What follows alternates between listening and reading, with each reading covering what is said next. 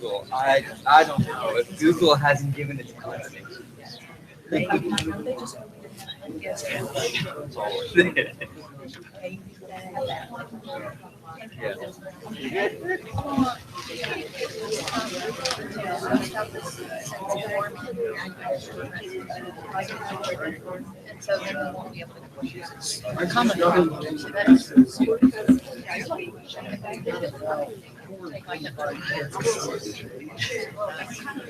I don't know. I got the little pharmacy I worked for listed on Google. Yeah. Well, the address may have already been verified with them. Yeah, It's like very, a new very building, likely. then it's like a whole other thing.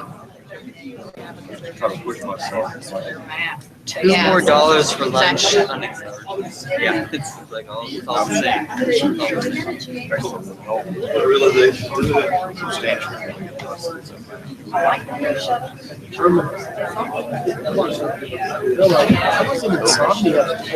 What percentage of I don't because if you know because if 5% of delegates decide, then what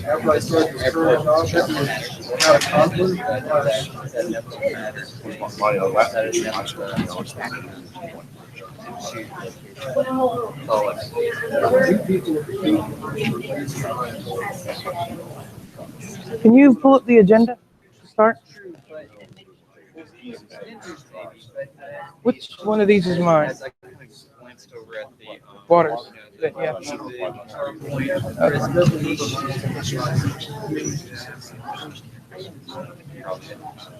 For the platform planning commission.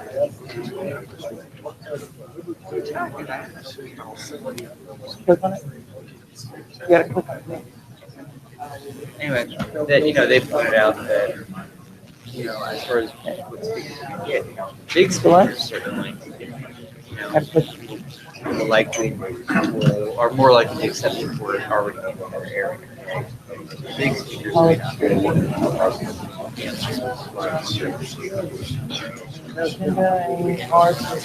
But that's true that other sponsors. And I don't know if it's going to be better to pull it up the Word or this, because they may want to edit it. I don't know. You hanging out with us There's a lot tonight? of editing of that. Bailing after this. Yeah, I figured. I gotta relax one day, and then Oh. I'm gone all next week. So Are you going back to Colorado? no, I'm going to New York next week. Yeah, but I'm gone like Monday through Sunday. But upside is Thursday and Friday, Saturday, Sunday. I'm taking off. So yeah. Welcome, everyone. The SLEC meeting, College Station. We've already kind of had an announcement of the local party putting this on, but I just want to take a moment before we do anything and just say thank you. We really appreciate what they've done for the party. First up on the agenda. Oh.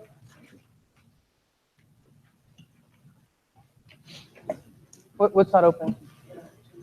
It's up there. So first up on the agenda is credentialing and changes to SLEC. Mr. Secretary, will you please call the roll?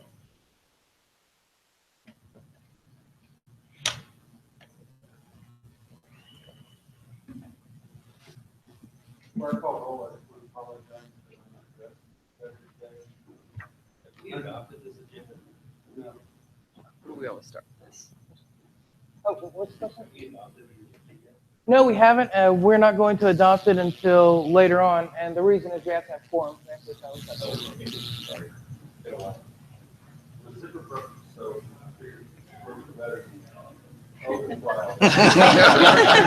libertarians.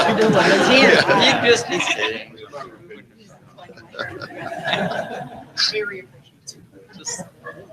Just like what? Here. Mark Miller, here. Art Thomas Meeting. Lee Baker, here. Russell DeFoy, here. Bill Gray.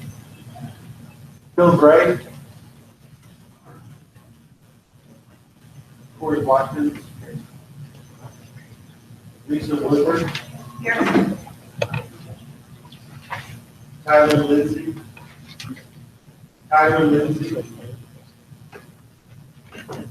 Anastasia Wilson. Here. David Monroe. Here. Scott Ford. Here. Bottom right-hand corner. Eric Ellison. Here. Stephen Garris. Here. Tom Glass. It's gonna be the minus. Kathy Glass. Here. Aubrey Idle. Here. Jeffrey Connor. Here. Elizabeth Strickler. View? Here. Got a view? Brooke Bailey. Here.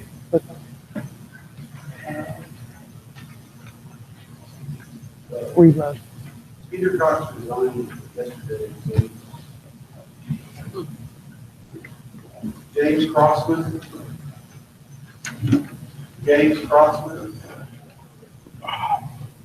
John Pong.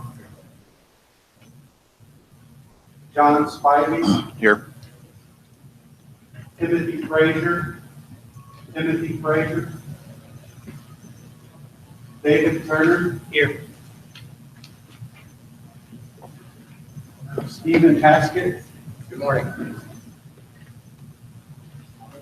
Carla Healer. Here. Alan Smith. Here. Jason Bowie.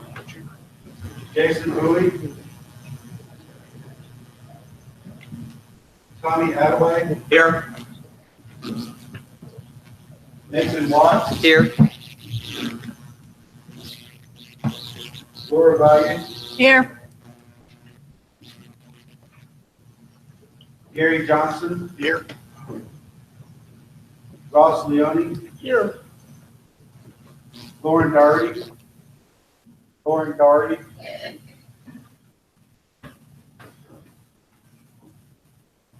Troy Bonar. Here. James Keller. Here. Mark Lowy. Here. Rhett Smith. Here. Terry McKinnon. Brad Flarty.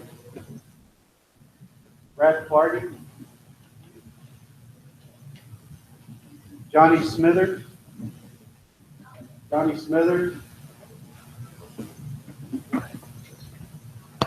James Goldston. Elizabeth McDonald.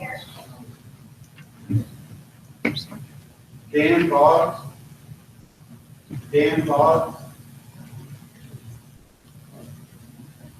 Barry Hill. Here.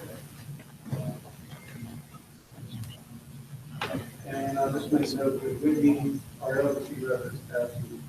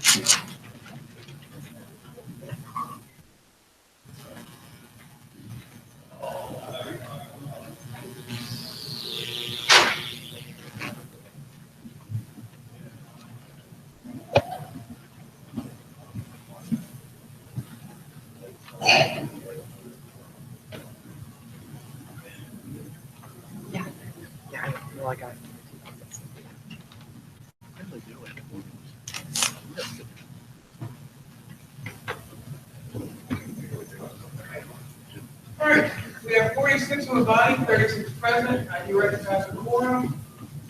At this time, we can open up for for nominations for people to be added to the body. Are there any nominations?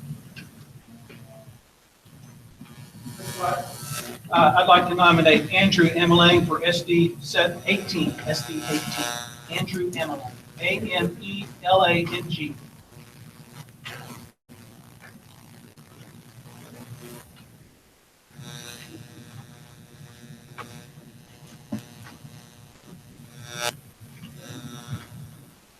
All right, anyone else? Ms. Kircher? I'd like to nominate Jeff Adams for SD 10.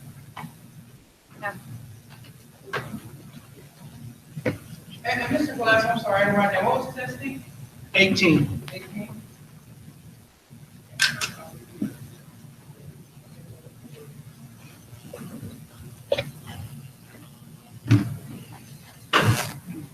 Okay, which one? Secretary, Yeah, all lowercase, all one word.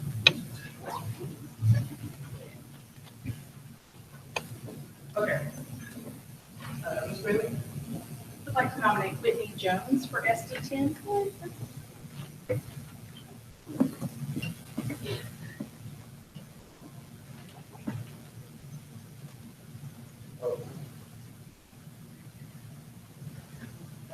Ms. Wilford? I'd like to nominate Clayton Hunt for SD 6.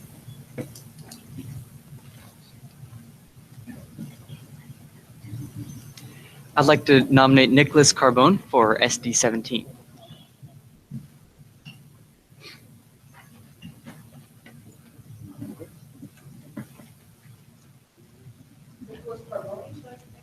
Yes, there should be a application. I nominate Roger Gary for SD 26.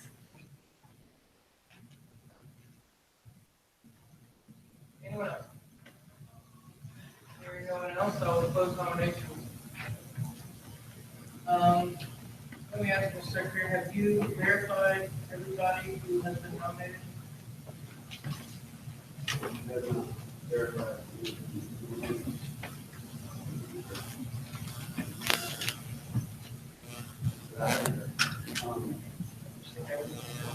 So Andrew, will you present your credentials to the secretary, please? Point of order, Mr. Chairman. Yes. I believe Clayton Hunt was actually noted, and that was something that would pull for consideration during this term. Yeah, so this question has come up, and can you bring up our rules? So let's say that the opinion comes from two sections within our rules. One section is 4.3.j, if I remember correctly, is titled Voting and Select Meeting. And it says that any person who is beat by nota is not eligible for the honor or office presented by that election. Later on in our rules, under rules of opening the convention, it says that anyone getting nota is not eligible for the entire term. So the question before us is someone eligible at a different session for an election if they are noted, or does that count for the entire term? I think it's 4.3.j, but it's titled Voting and Selection. Voting and Three. yeah, 4.3. Four. And it's here at the bottom.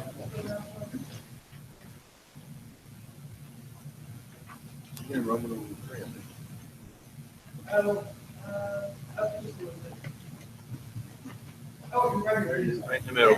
In either case, if none of the wins, then none of the candidates are eligible to be honored or position offered by the given election. If the position must be filled, new nominations are open and new votes counted. So, the question is, what does this mean? Does this mean the entire session, the entire election cycle, I'll say, or the session of that meeting? I'm ruling it means the session of that meeting for two reasons.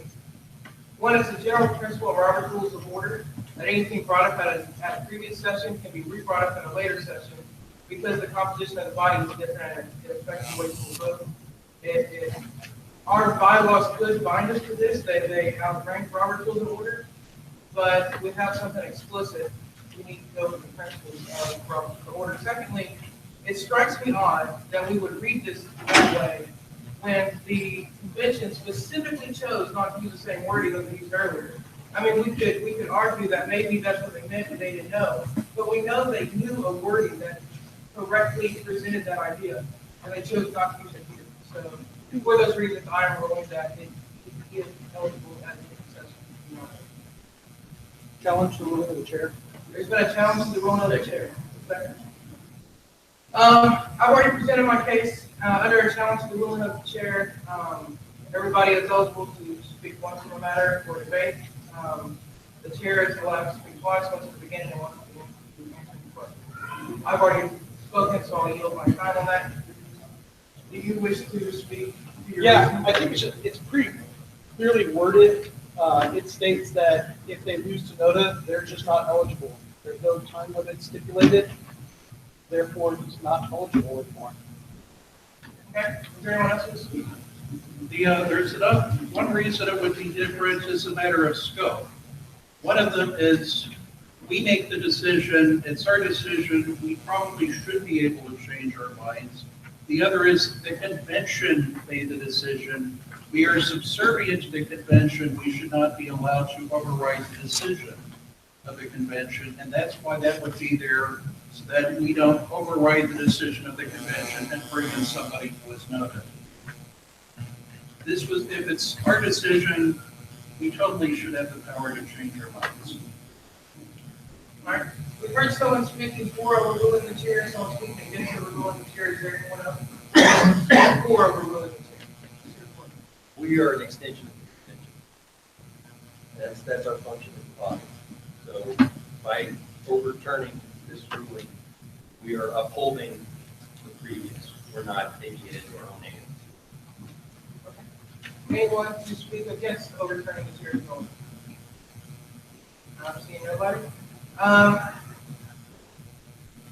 Real quickly, I'll use my last time to speak. It was brought up that there is no time limit stipulated, and I think it's possible, very large reason of this to be made, that if anyone's noted ever, that they're never, ever allowed. That was one of the principles of parliamentary. I don't choose to read it that way. And I think the argument that there is a time stipulation is actually an argument to adherence to our parliamentary authority on the matter, because it doesn't give us clarity. And to say that it counts for an arbitrary time session that isn't stipulated in any way for or against is kind of outside the scope of the rules, I would say. So anyway, with that said, we will proceed to a vote. Record vote. I'd like to see a record vote on this. Would you like to call for a roll call? Yes. I think that calls for 1/5. Does it need to be seconded? Well, it requires 1/5 of the body, so if you're in a second, I'm going to ask who wants it. Several seconds. So we have 36 questions. That would mean eight. Are there 8? If you wish to have a roll call vote on the matter, please raise your hand. I do recognize 8. Okay. Mr. Secretary, if you will go for a roll call vote, what we will be voting on, first we'll be voting to overturn the ruling of the chair. That will be the yeas, and the nays will be against overturning the ruling of the chair. So if you want to go with what Eric has said, you're going to vote yea. If you want to go with what I've said, you're going to vote nay. I think that's backwards, but. Yes.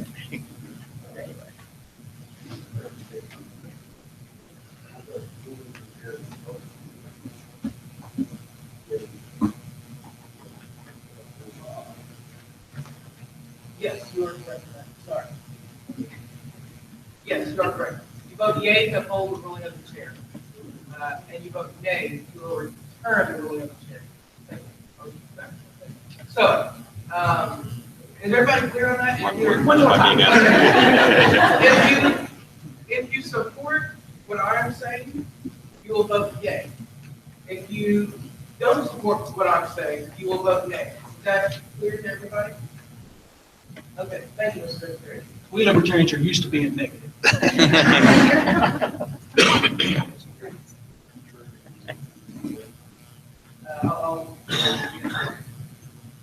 Mark Miller? Yay. I vote yay. I vote yay.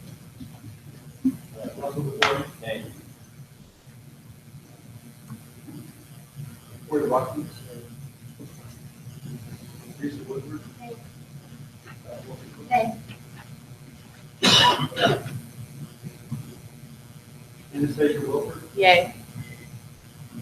David Monroe? Nay. Scott Porter? Nay. Eric Ellison? Yay. Nay. I see, even I get confused. Maybe we should say Wilford or nay. Stephen Harris? No. Tom Glass? No. Kathy Glass? No. Bobby Arlo? Yay. Jeffrey Connor? Nay. Elizabeth Scrivener? Nay. Oh, wait, yay. I'm with John. Bert Getty? Yay.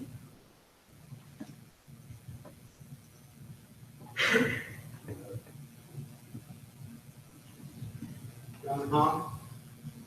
Yay. John Spivey? Yay. David Turner? No.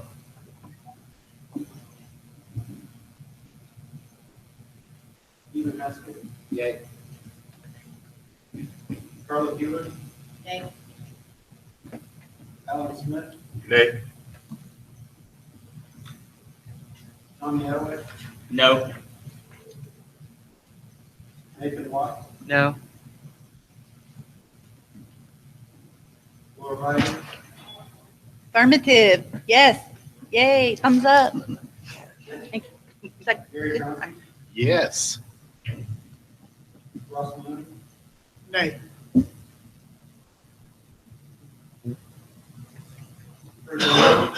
Yes. James Keller? No. Mark Lloyd? Nay. Brett Smith? Yes.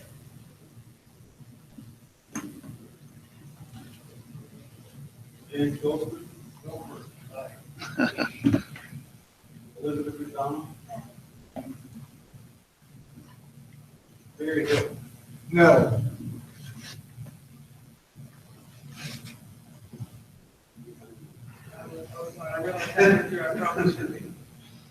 Oh, I have a count. Oh, my Excel says 15 in favor and 20 against. I've got 16 and 19. Okay, I might have. What the secretary said. There was one where yay, nay. Yeah. We'll wait on that. Yeah. What the secretary? That's preliminary.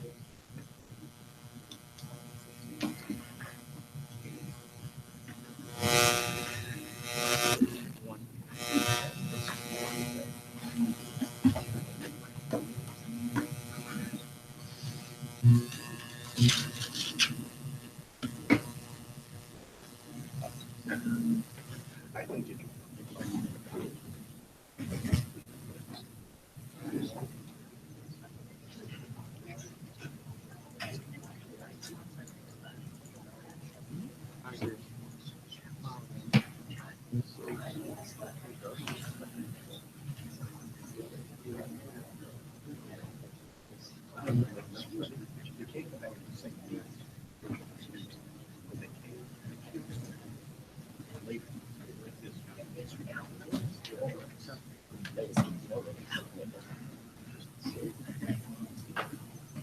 Okay, I have 16 for, 19 against. So the chair's ruling not upheld. So, in this case, no, we would not be eligible for that, privilege of that. So at this point, we are to voting, unless there's anything else. Point of inquiry. Point of- The results of that vote mean that from here on out, for the rest of this term, if you've been noted, you're not eligible from here on out, right? Yes. Okay. Do we have ballots? Okay, I asked this question because I'm not sure I was paying enough attention when all the people were nominated. Could we have their names put up on the screen there or something like that? I didn't think. While we're doing the name, we'll keep the business on the secretary.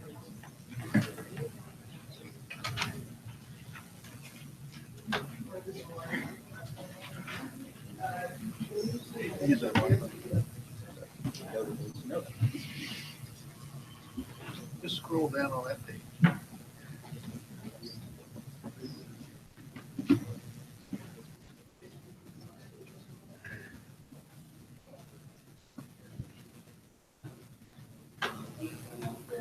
Oh.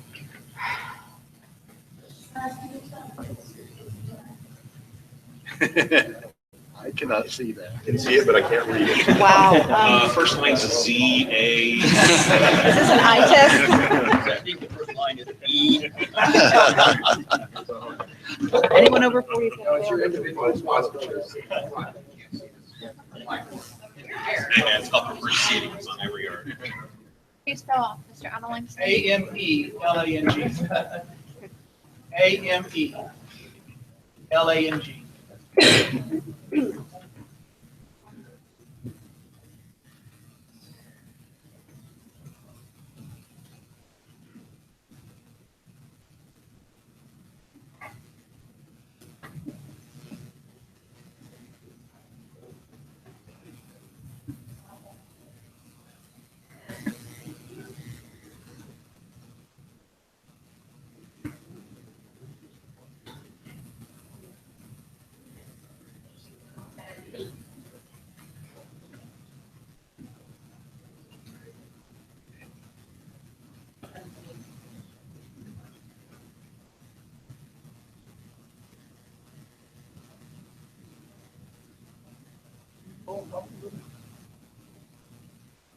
Roger is not plural. I'd accept more than one, though.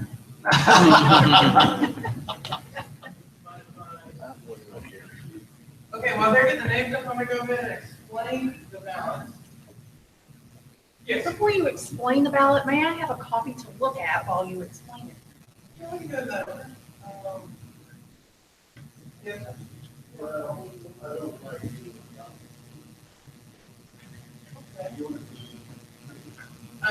I mean, I think the entire body would benefit from being able to look at something that's being explained. Yeah, let's go ahead and. I understand your, I mean, Go ahead and distribute it, and then I'll do the next one.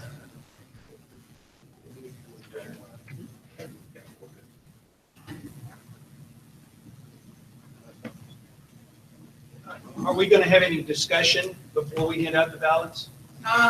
We traditionally have moved to allow people to speak. It's not, given that we do that, we can certainly make that motion if somebody wants to. I move that we have 2 minutes per, and that it can be decided by the nominee who speaks. Okay. On their behalf. There's been a motion for a 2-minute nominating speech from each nominee. There's a second. Is there any objection to this motion?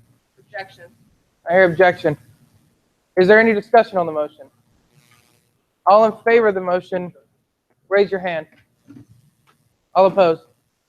The motion passes. All right, so we will have a 2-minute nominating speech. Do you want to get these out before we start that, or you're fine? Okay. Are you fine to hand them out while we're kind of moving people around? Okay. Yeah, go ahead. Yeah, go ahead and shuffle them and hand them out. And the first one nominated was Andrew Amelang. If he wants to come up and either speak for himself or have someone speak for him, Mr. Amelang. I'll say something real quick, and then you come on up. And let me get a timer out. Yes, go ahead.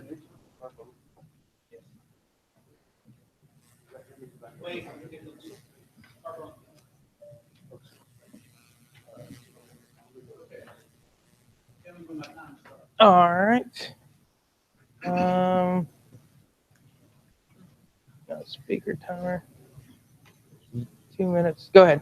I met Andrew Emling back when I was Harris County Chair back in the 80s.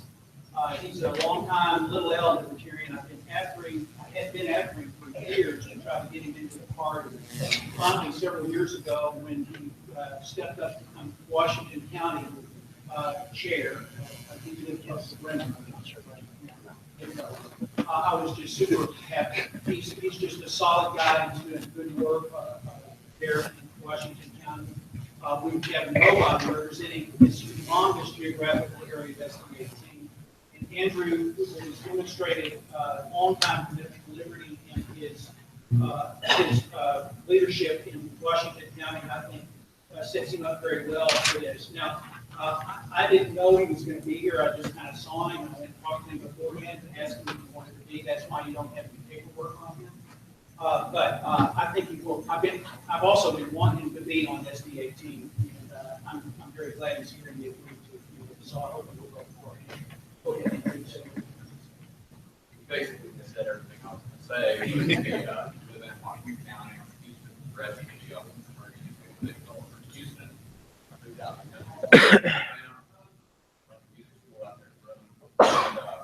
and just get in and out of the libertarian party since the late 80s. And trying to stay out of all this, but over the past few years, we've become progressively more, let's just say, disenchanted, aware of culture. And like Tom said, I want to step up and see how I can fall. So what I can do to help those parties. Thank you, Andrew. Just a few questions. Is that okay, Tom?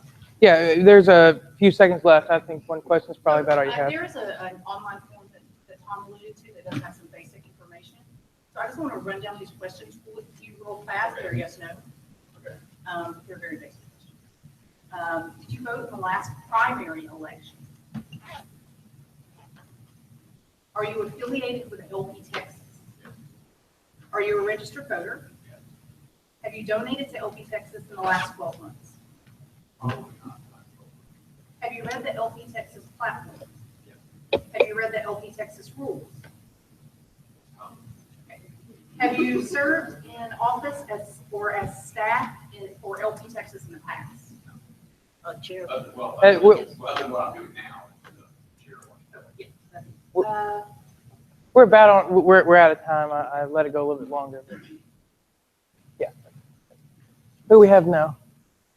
Jeffrey Adams. Mr. Adams, are you here? Do you want to? Oh, there we go. Yes, come on up. And I'll start when you start. Voting libertarians in the 1970s. Ran for 92.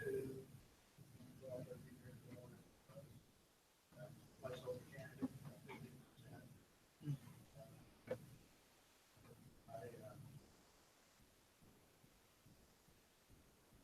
Active back in Harvard, running now. Gary Johnson. Those drives.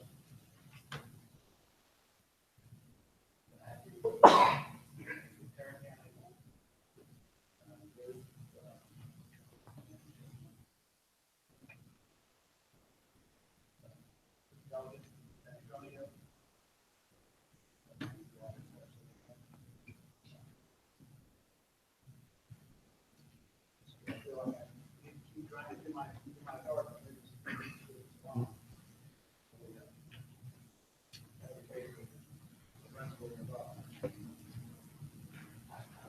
I would like to speak in favor of Okay. Yes, we have 50 seconds left. that.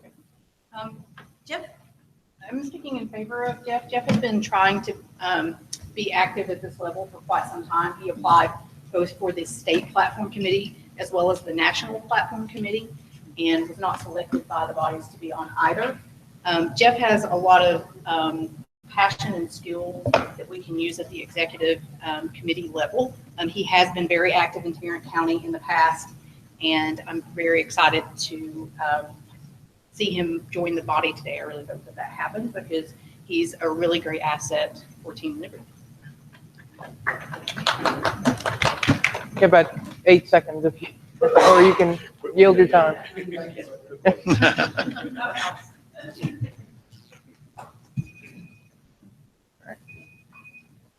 There we go. Let's stop. There we go. Next up, we have Whitney Jones. Whitney, are you in the room? Ah, there she is. I'll start when you start. My name is Whitney Jones. I live in Tarrant County, close to Atlanta. I've actually been in SB10 now for 4 years. Very complicated. I have been active in the movement probably around, I'm really active with the party. Once I got a little used to it, I decided not to. So, there's so many unique personalities in this party. But I think there's definitely ways that I would go. I think that you can really help you there, making it work smoothly. I think for you, it's a chance to maybe stay in a strong party.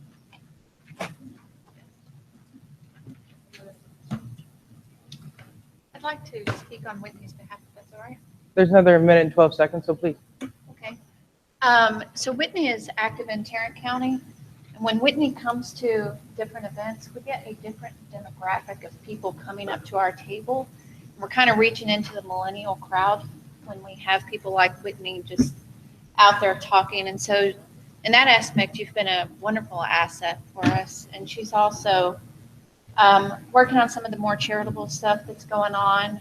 I see Whitney's going to college. What is your degree that you're working on? If I don't know that's already, ask for Stacy here. Whitney's a smart girl. So you're not going to be disappointed if she gets elected today.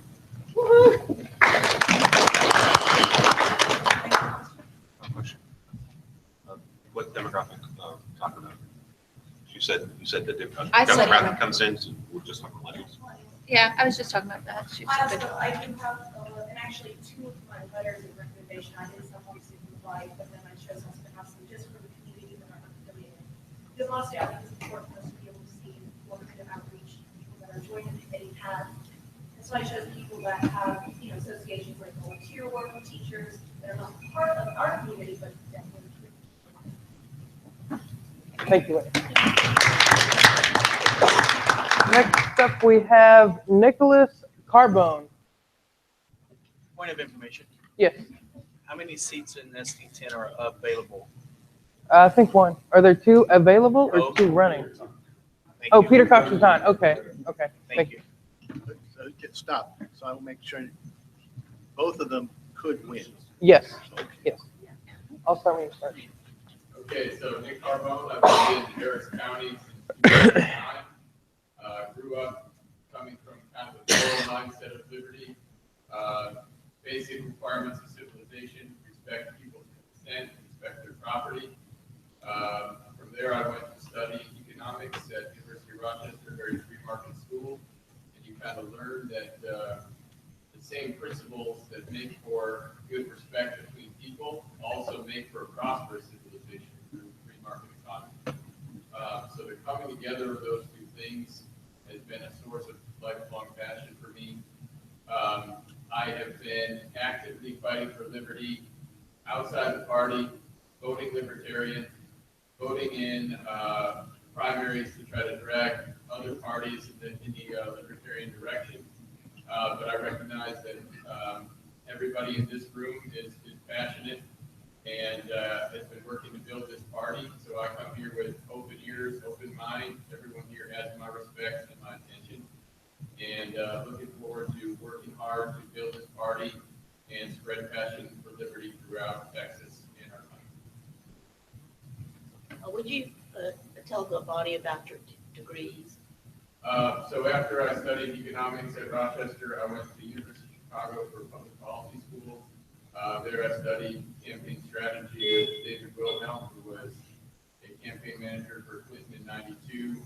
We had Obama come in and speak to our class, so kind of got a picture of how these people work, how they think, how they build a campaign, and wanted to bring some of those ideas up in libertarian circles to see if that helps us move forward. I also attended law school at Vanderbilt University, graduated in 2000. We got about 5 seconds. Let's Thomas Bailey's hand first.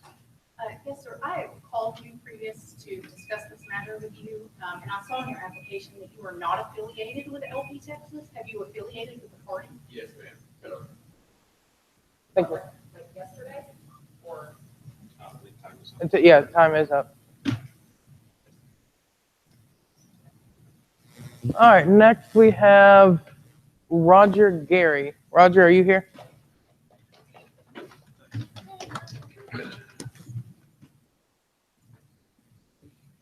you, Mr. Chairman. I'm Roger Gary. Been a life member of the state and national parties since 1977. Been to more national conventions than I care to count. I think I'm a lot less than Gary Johnson. He's still a big one. Been elected official. And clearly identified all those nonpartisan bases. Was clearly identified in newspapers as being a charity. In fact, that's what they tried to defeat me on. I've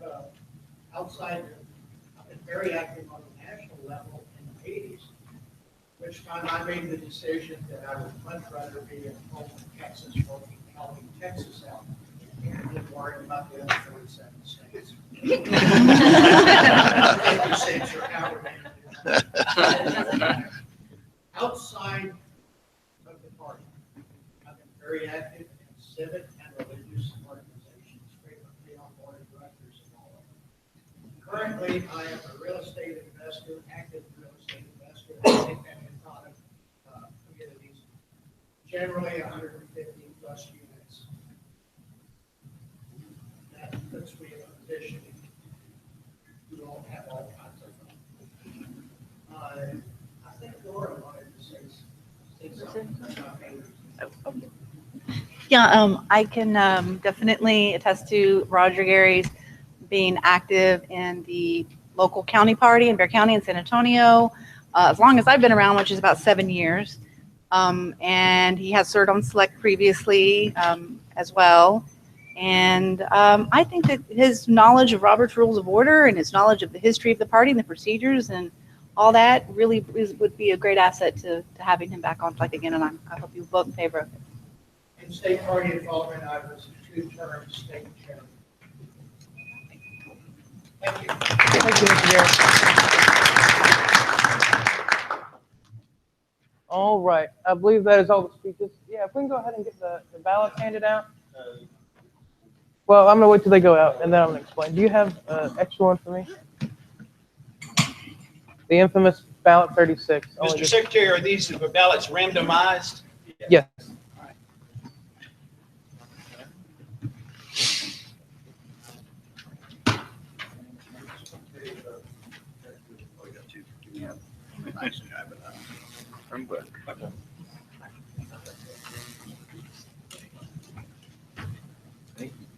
I'll take just one.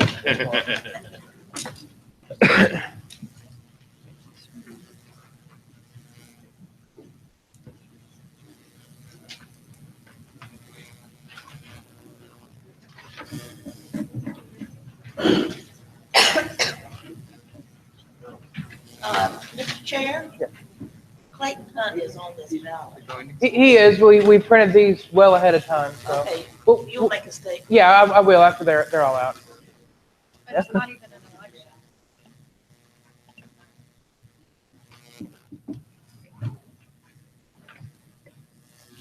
Mr. Chair, it says Y and N. So Y means S, but does N mean no or NODA? Noda. NODA. What? We're going to We'll explain it whenever all the ballots are out.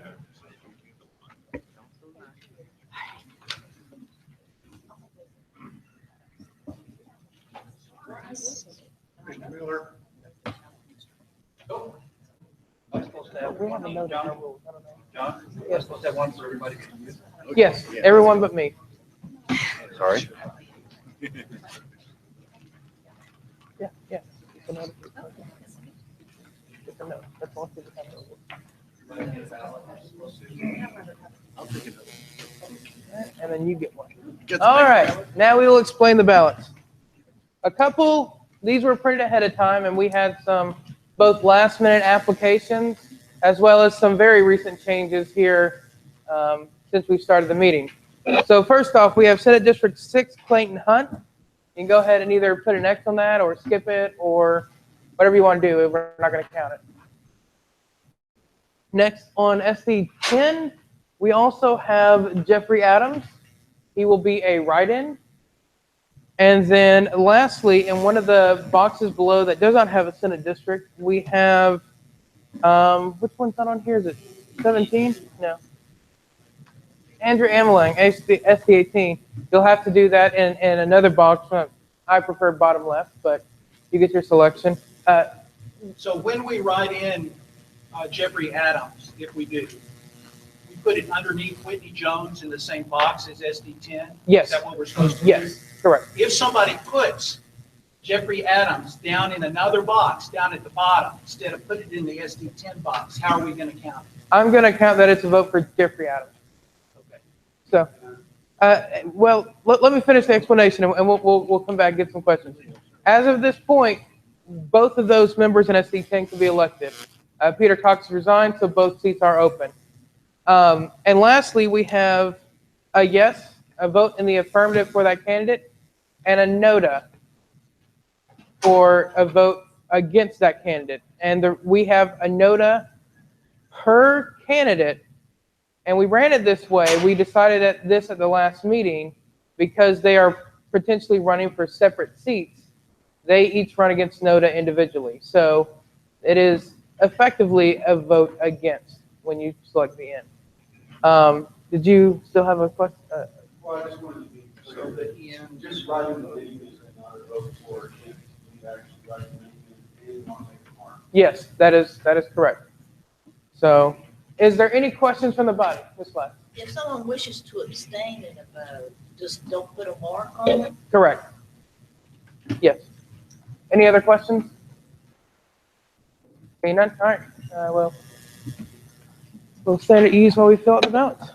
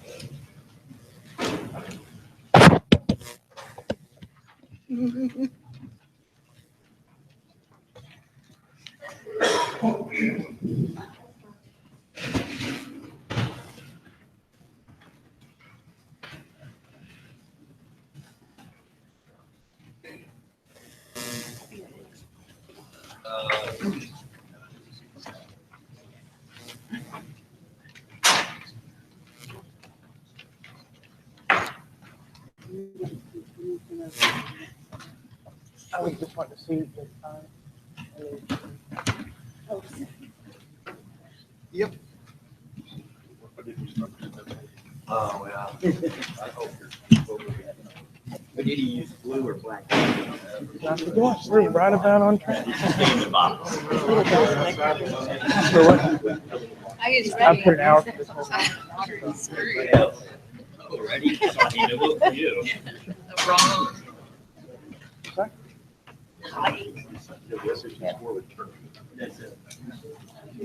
Please.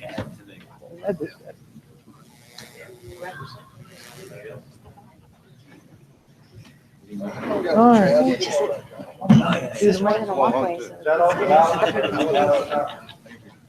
I can't move the plug from the floor.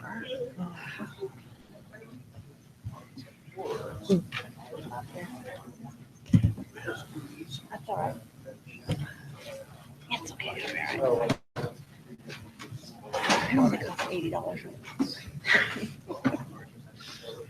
I lost the original. It was like a 10-year-old laptop. I need a new laptop. But it's got all my stickers.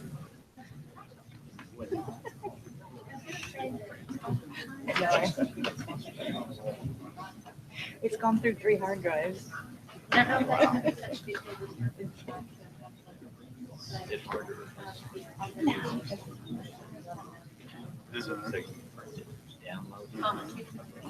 No, I took it to the repair shop.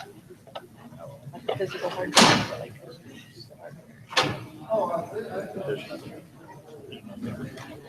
yeah. It's just like they get old, they get worn out. No, I mean. No, a hard drive is like they open up the back of the computer and they put a new hard drive. No, it doesn't. It doesn't. If you save and you back up all your files, you just copy and move.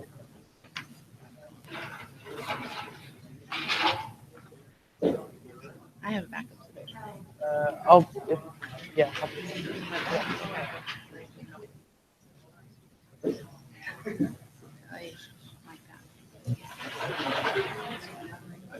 Yeah, I got a couple here actually. I don't know how that happened. I came and there were like 3 glasses here.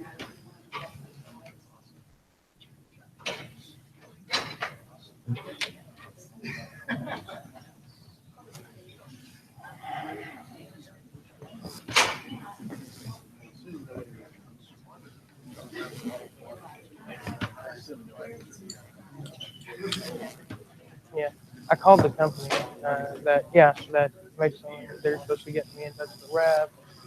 It is apparently, it's apparently like an ordeal to get a Scantron. For instance, you have to be registered on their website to buy something from them, but you can't just like register and start buying. You register, and then an account rep manually has to approve your account and then enter it before you can ever log in. Right. Once you log in, you can't buy a Scantron online. Just the fines. You have to call and speak to a sales rep. It's a thing. Yeah, I did find some on eBay. I was a little weary about them not working, but yeah.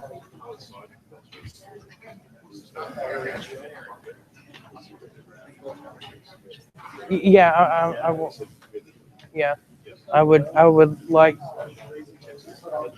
Yeah.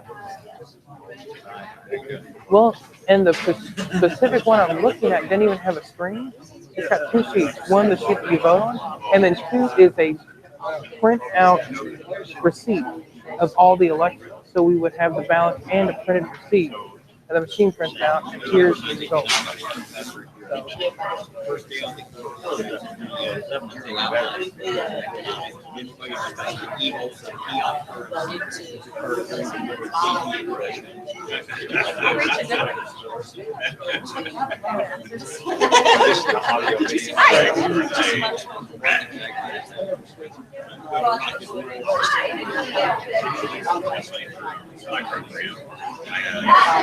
You need me to quiet down the room a little? I'm going to go ahead and do it. Excuse me, order. Order. In the back, everybody. Order. We're going to be counting up here, so we need to keep the noise down a little bit. We are at ease, so if you want to have a conversation, if you could just step right outside or keep it down while we're in the room, I would appreciate it. Thank you.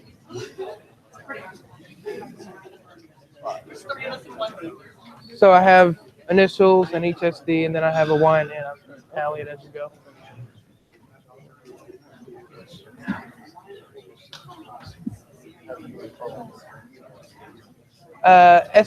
Name and SD, I guess. Okay.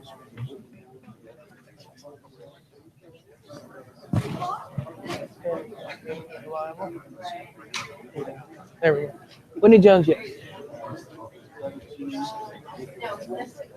Nicholas, no. 26, Roger Gary, yes. 18, Andrew, yes. And Jeffrey, yes.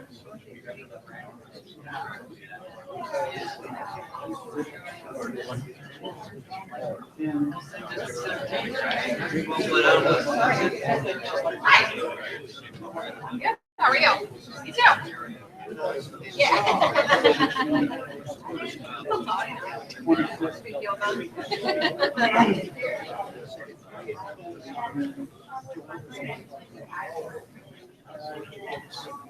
Thank you. It's a bad spot, isn't it? Ken Whitney, yes.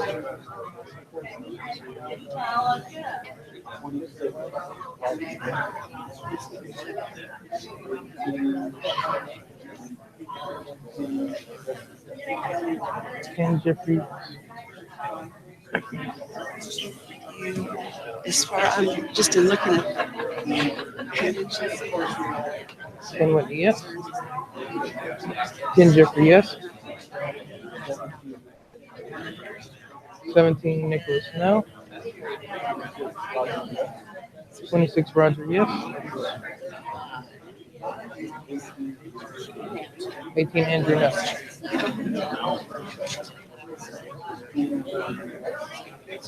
10, Whitney, yes.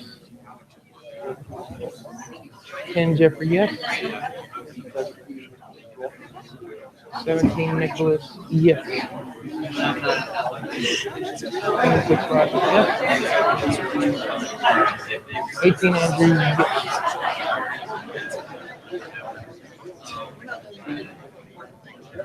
Ken, no. Ken Jeffrey, yes.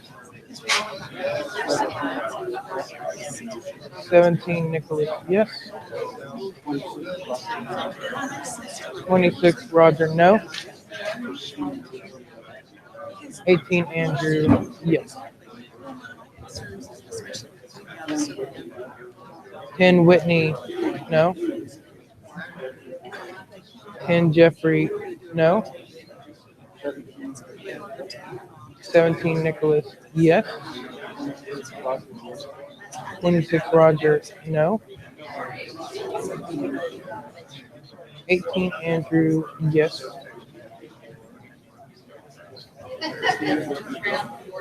10, Whitney, yes. 10, Jeffrey, no. 17, Nicholas, yes.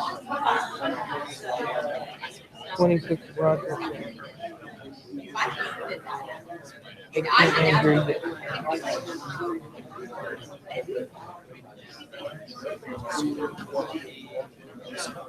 10, Jeffrey, yes. 17, Nicholas, yes. 26, Roger, yes. 18, Andrew, yes.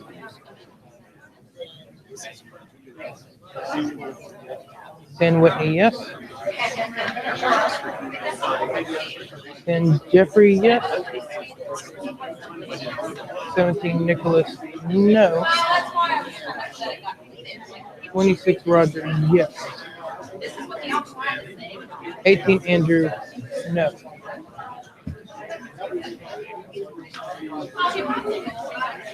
10, Whitney, no. 10, Jeffrey, no. 17, Nicholas, yes. 26, Roger, no. 18, Andrew, yes.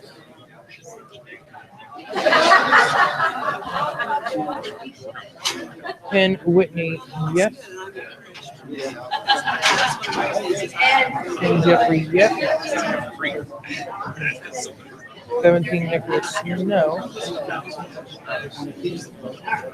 26, Roger, yes. 18, Andrew, no. 10, Whitney, yes. 10, Jeffrey, yes. 17, Nicholas, yes. 26, Roger, yes. 18, Andrew, yes.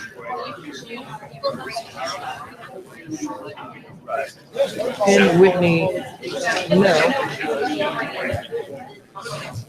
10, Jeffrey, no. 17 Nicholas, yes. 26 Roger, no. 18 Andrew, yes.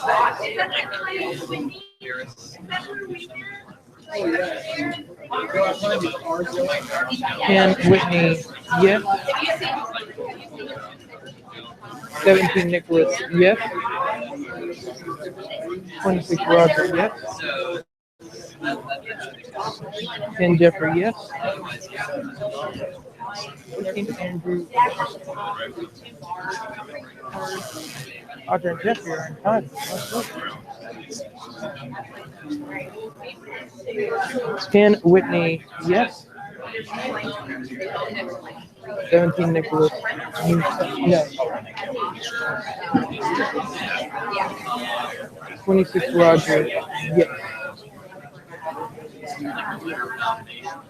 18 Andrew, no. 10 Jeffrey, yes.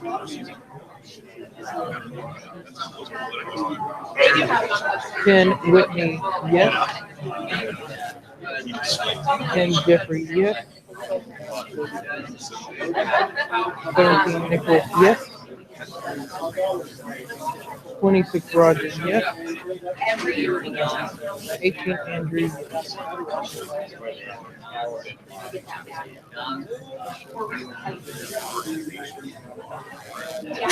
10 Whitney, no. 17 Nicholas, yes. 26 Roger, no.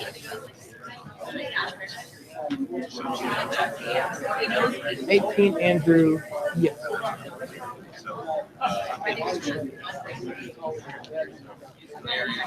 10 Jeffrey,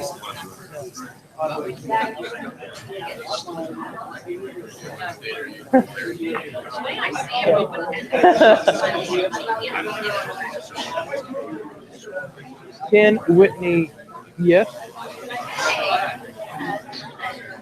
10 Jeffrey, yes. 17 Nicholas, yes. 26 Roger, yes. 18 Andrew, yes.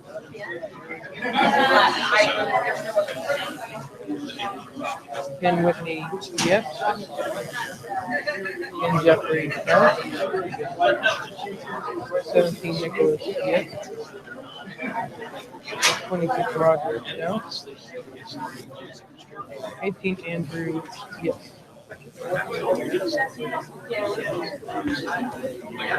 10 Whitney, yes. 10 Jeffrey, yes. 17 Nicholas, no. 26 Roger, yes. 18 Andrew, no. 10 Whitney, yes. 10 Jeffrey, no. 17 Nicholas, no. 26 Roger, yes. 18 Andrew, no.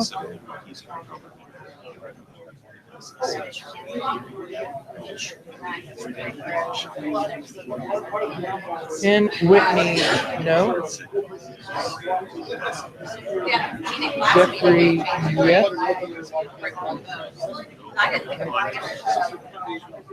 17 Nicholas. 26 Roger, yes. 18 Andrew. Are you? Yes. I'm sorry, that's okay. It's okay. Very nice. 10 Whitney, yes. 10 Jeffrey, yes. 17 Nicholas, yes. 26 Roger, yes. 18 Andrew.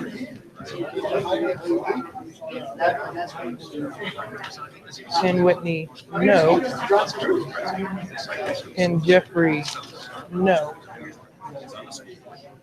17 Nicholas, yes. 26 Rogers, yes. 18 Andrew, yes.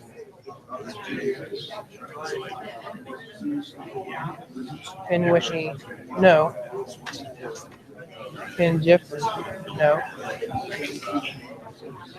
17 Nicholas, yes. 26 Rogers, no. 18 Andrew, yes.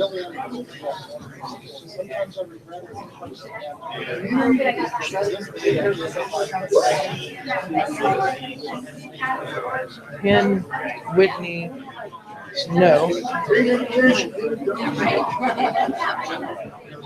17 Nicholas, no. 26 Roger, yes. 18 Andrew, no. 10 Jeffrey, no.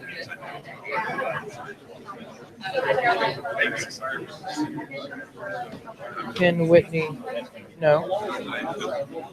10 Jeffrey, no.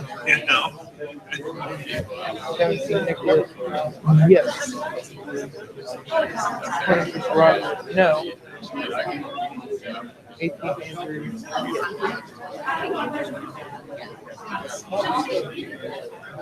10 Whitney, yes. 10 Jeffrey, yes. 17 Nicholas, no. 26 Roger, yes. 18 Andrew, no.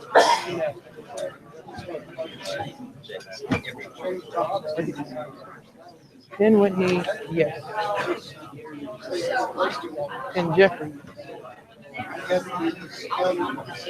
17 Nicholas, no. 26 Roger, yes. 18 Andrew, yes.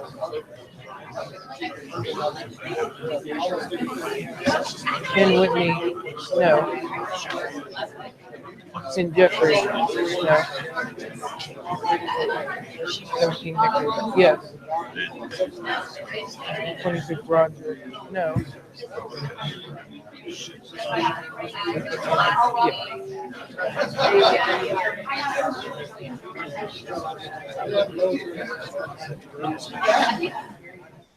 10 Whitney, yes.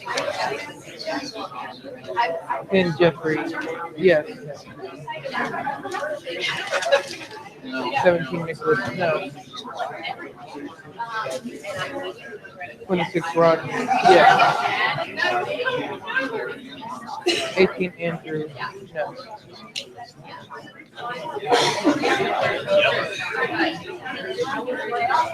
10 Whitney, yes.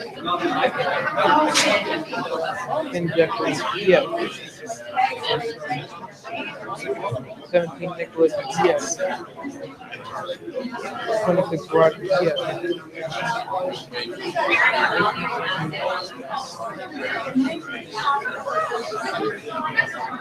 10 Whitney, no. 10 Jeffrey, yes. 17 Nicholas, yes. 26 Rogers. 18 Andrew.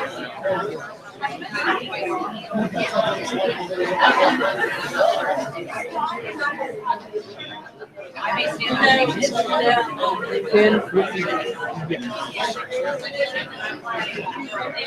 10 Jeffrey, yes. 17 Nicholas, no. 26 Roger, yes. 18 Andrew. All right. So remember that? Yeah. Okay. 23, 11, 3, 12. Steve Haskett. Yeah. That's true. Yeah. Okay. Just wanted to make sure. Yeah. No, the beard sometimes. No, 12. I can't wait to spend some time talking Yeah. voting systems as we're sitting here.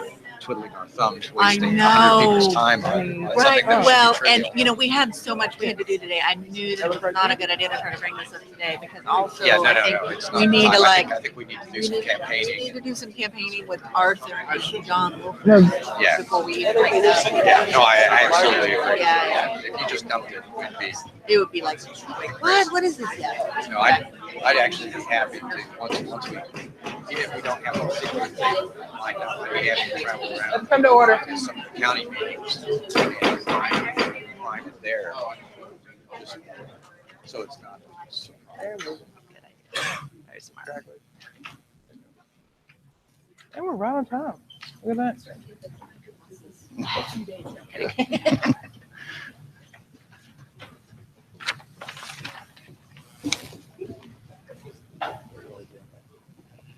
All right, we have finished counting the ballots. I will announce the results in the order, I wrote them down. Nominated, in the order nominated. And I'm going to do it up here because I have a shorthand over here. So first we have, can we?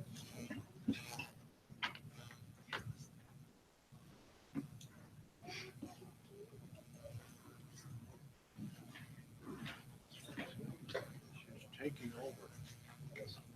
There, oh, got to click it.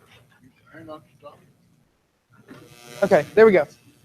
Andrew Amelang, 23 for him and 11 for Noda. He is elected to the body. Jeffrey Adams, 23 in favor, 12 for Noda. He is elected to the body. Whitney Jones, 22 in favor, 12 for Noda. She is elected to the body.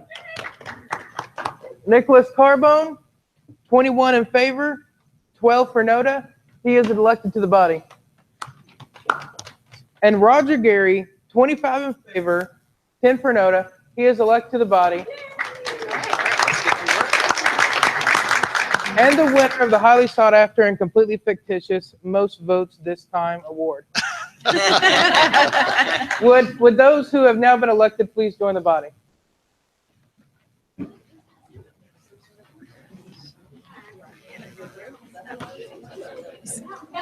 Yeah. What's up? I can, yeah, I can. Mouse pad. Thank you. I had a mouse. Where did it go? Oh, here it is. Took it over here. Let's get this out of your way. Let's give you a mouse pad. Welcome, sir.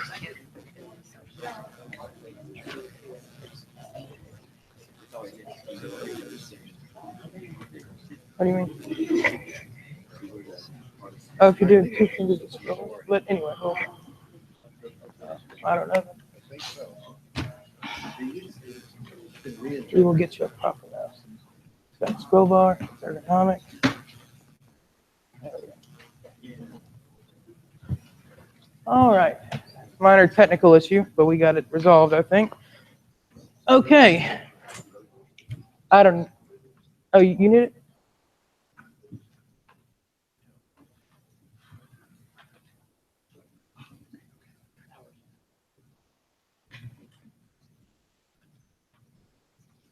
One second, we're going to let the secretary get caught up.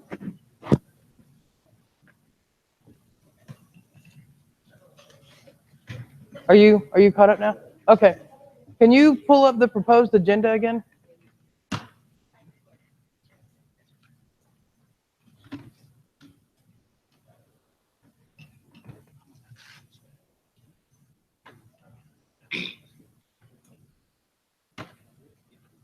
There we go. And read mode will get you to the. There we go. Okay, so this is the proposed agenda, and we are at the place in the proposed agenda where we adopt the agenda. Ms. Glass? I'd like to have a count of what our body is now with these 5 additions, and then what is the number of members present. That's a very good point. Yeah. Can you bring up the, yes, and we just added 6 members? 5. 5. So yeah. And then the present should be 41. Yep. So there are numbers. Leave that up for a little bit for anyone to grab them who needs them. All right, everybody got that? All right. Would you read them out? Yes. So on the body, we have a total of 51, making the majority for the body 26, 2/3 for the body 34, 4/5 for the body 41. Present, we have 41. So that would make the majority of those present 21, 2/3 of those present 28, and 4/5 of those present 33. Yes. Besides resignations, were any members removed for absences? No. Thank you. Any other question pertaining to the previous item? No. Okay. Now, we will proceed to adopting the agenda. Does anyone have a motion or? Okay.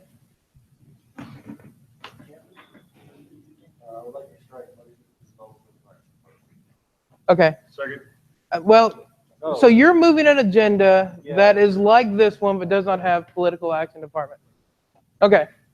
That'll be our motion. Is there a second to that motion? Second. I hear a second. Ms. Glass? No. Okay. Is there any objection to that motion? I hear no objection. We have adopted an agenda. So could you, I thought that was just that. oh no, the motion was to adopt an agenda without that. Sorry, was anyone unclear? Yes. Okay, okay. Yeah. We'll go back. Okay, so right now there's a motion on the floor to adopt an agenda close to this, but without political action department. Why don't you amend the amendment? No, you want to amend. Yeah, it's only a motion to amend. We have a main motion. I move to amend the amendment to insert, after adopting the agenda and adopting the previous meeting's minutes, a period of 15 minutes for a treasurer. Okay? And then after that, to move to presentation by the Convention Planning Committee by Laura May.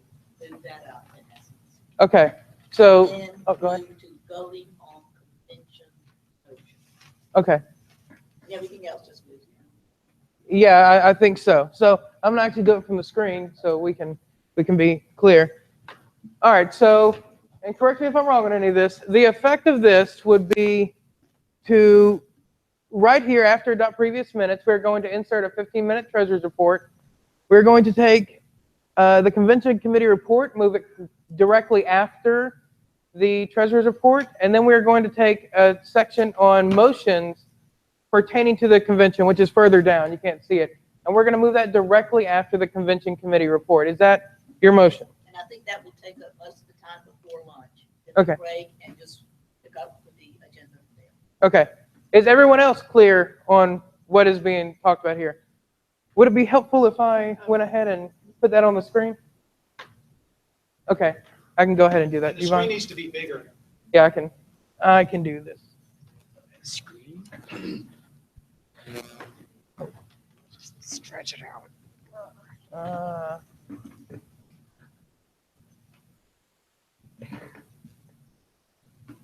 That's not helping. You edit document. Just imagine you're a Like microwave. this, and we need. Bigger. We're working on it. We're working on it. Why don't you select? I need to unpin this. Where's the little pin? Where's the auto hybrid? There we go. And now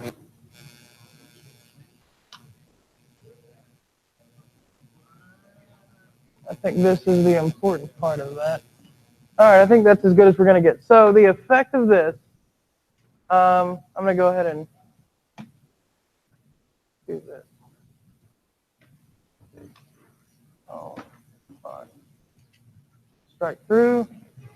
All right, and then Track changes. here, insert below, insert below, insert below.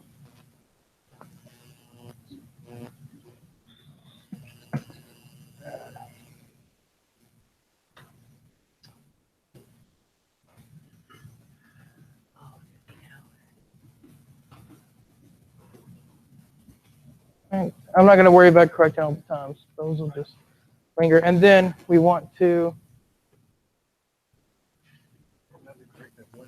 copy this.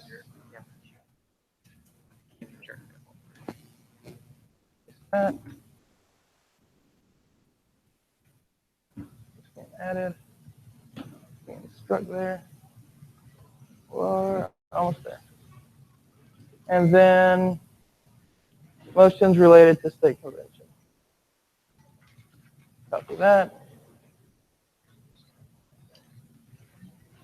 Paste it. Oh, whoa.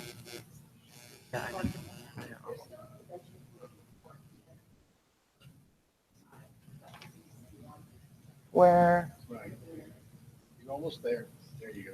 Oh, yeah, that's supposed to be moved down here. Sorry. Anyway, yeah, I'll go ahead and strike that unless there's an objection to it.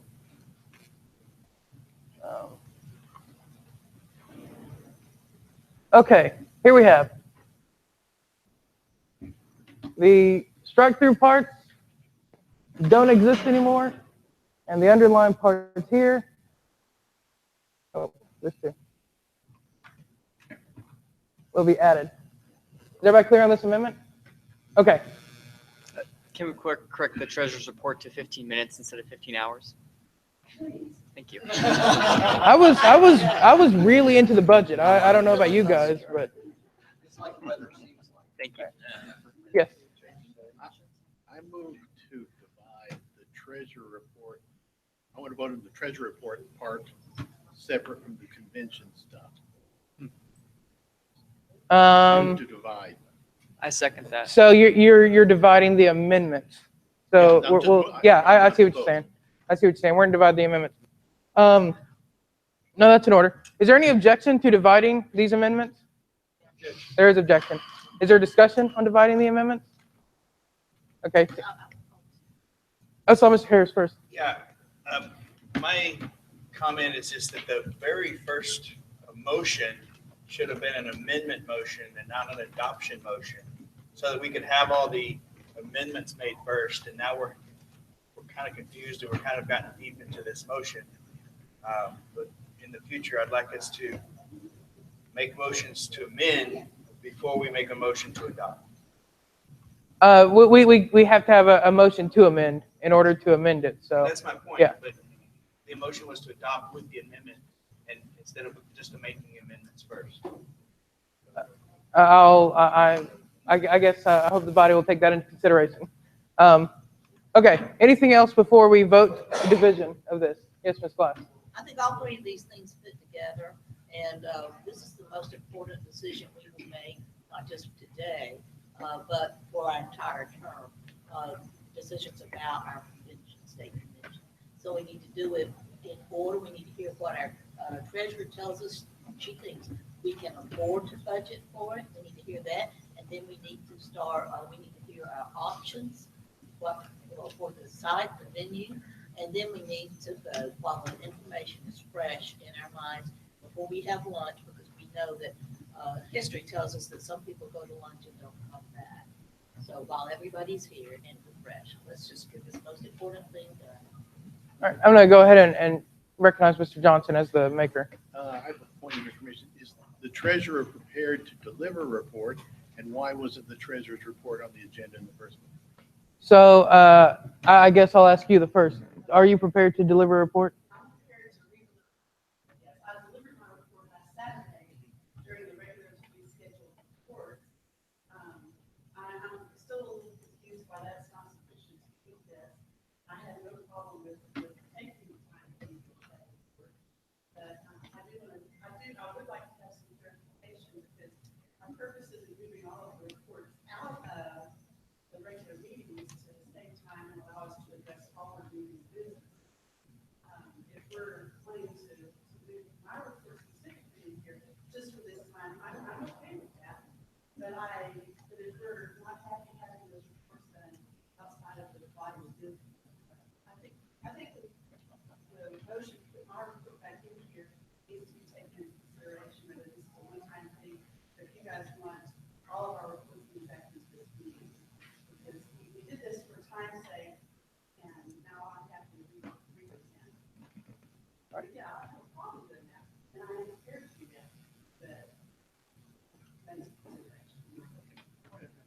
Point of information. The current thing we have before us is a motion to divide these amendments. Are you asking the threshold, or we have a main motion, we have a single amendment on it, and we have a motion to divide on top of that. Perhaps my knowledge of Robert's rules will be. Okay. Agenda has been passed, has it No. not? No, nothing. It has not. No.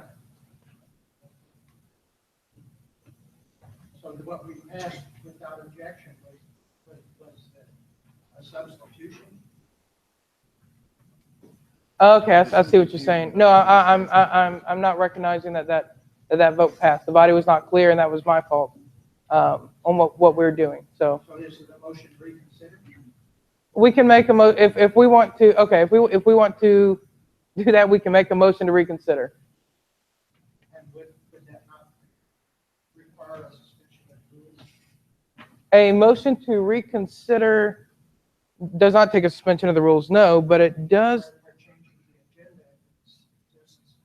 But this would not be a motion to change the agenda. This would be a motion to reconsider something previously adopted by the body. It would have to be moved by somebody who voted on the prevailing side, which being that it was done unanimously, it would be anybody. And a motion to reconsider something previously adopted by the body would take, I think, a majority. But I'm going to, one second. I withdraw anything I objected to, please. Let's just. Okay, fine. Point of information. What do the rules say about a motion that is incorrectly presented and then voted on based on misunderstanding of what was being voted on? What Robert's rule says is that the motion adopted is the motion stated by the chair. So if there's a disagreement between what was said down there and what was said by the chair, what was said by the chair stands, and it's on the member to correct the chair when he goes to state it. So I guess, does that answer your question? I did not hear the chair say to adopt this agenda with one amendment. I never heard that. Well, there wasn't okay. There was a single, I think there's some confusion over how many amendments deep we are now, and I think that's where the stem of this is going. Arthur made a single motion to adopt an agenda that is similar to this agenda, but had a slight modification. That was not a motion and an amendment. That was a single motion that he made. And I will say, I did not hear the word adopt. Okay, fair enough. And the chair did not restate it, what we were considering. So I consider that whatever silence should be construed to be, it is not the adoption of it. Yeah, I think we're all on that point that we don't need a motion to reconsider at this point. Okay, all right. Okay, so we have a motion right now to divide. Is there any debate, any further debate on this motion to divide? Okay. This was dividing all three. No, No. It was to divide the treasurer's report from the convention items, is I think the wording you used. Yeah, that was my intention. Yeah.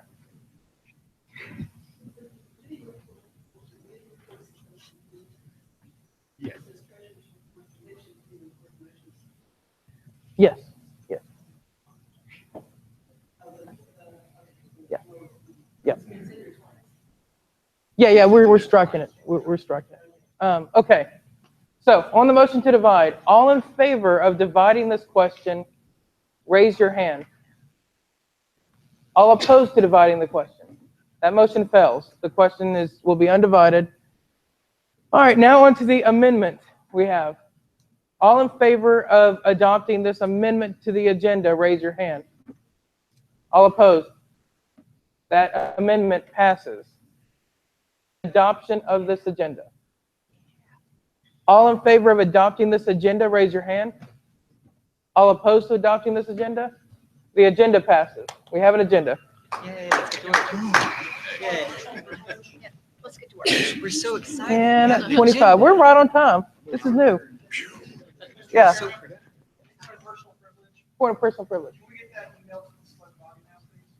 Can you send that in an email? Actually, let's go ahead and delete this stuff out if we're going to be sending it on. Okay, next up is adopt previous meetings minutes. Arthur, do you want to go ahead and proceed with presenting the previous meetings minutes, and then I can... I have a motion. I move that we adopt previous meetings minutes. Okay. Third. Second. Is there any objection to adopting them? I hear no objection. That passes. Let's stand at ease real quick. I'm going to delete. Oh, that's wrong. Strike that. Delete rows. Strike that. We will underline these, and I'm not going to go through here and calculate the time, so it will just be, ignore that.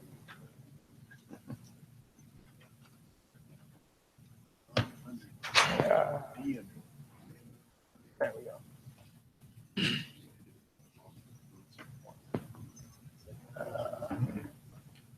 File, save as, call this 4. There may be typos. All right, and now,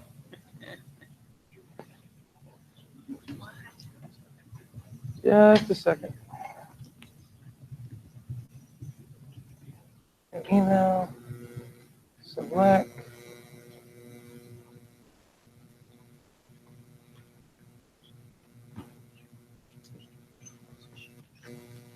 Subject.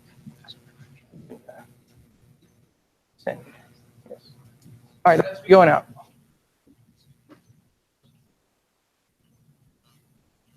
I'll let you back to this. Okay.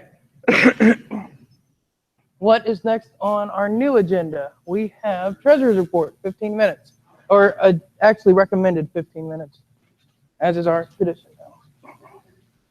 15 hours. Bear with me. And I do have copies of my financials up here if anybody wants. Would you mind, Russell, Sure. handing those out? I do have copies of the financials that people handed out while we go over these.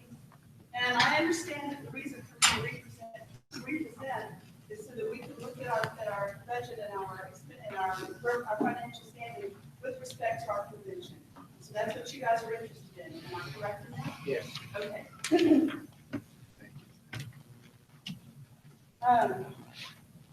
If you start out by looking at our balance sheet, we've already set aside $3,051.13 to go toward our convention.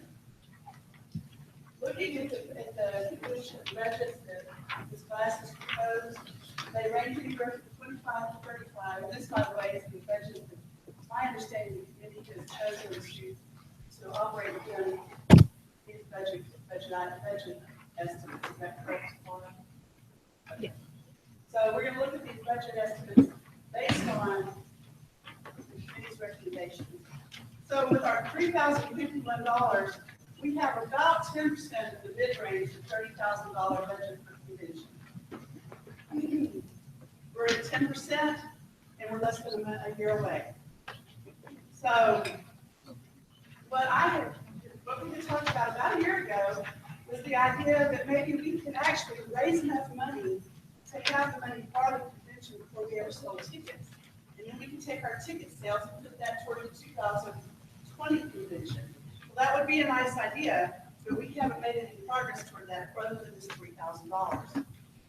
I think what we can hope to do and what we should shoot to do is to at least get half of our money raised toward the convention without the ticket sales, so that we can put some seed money away the day after the convention, put some seed money away toward the 2020 convention.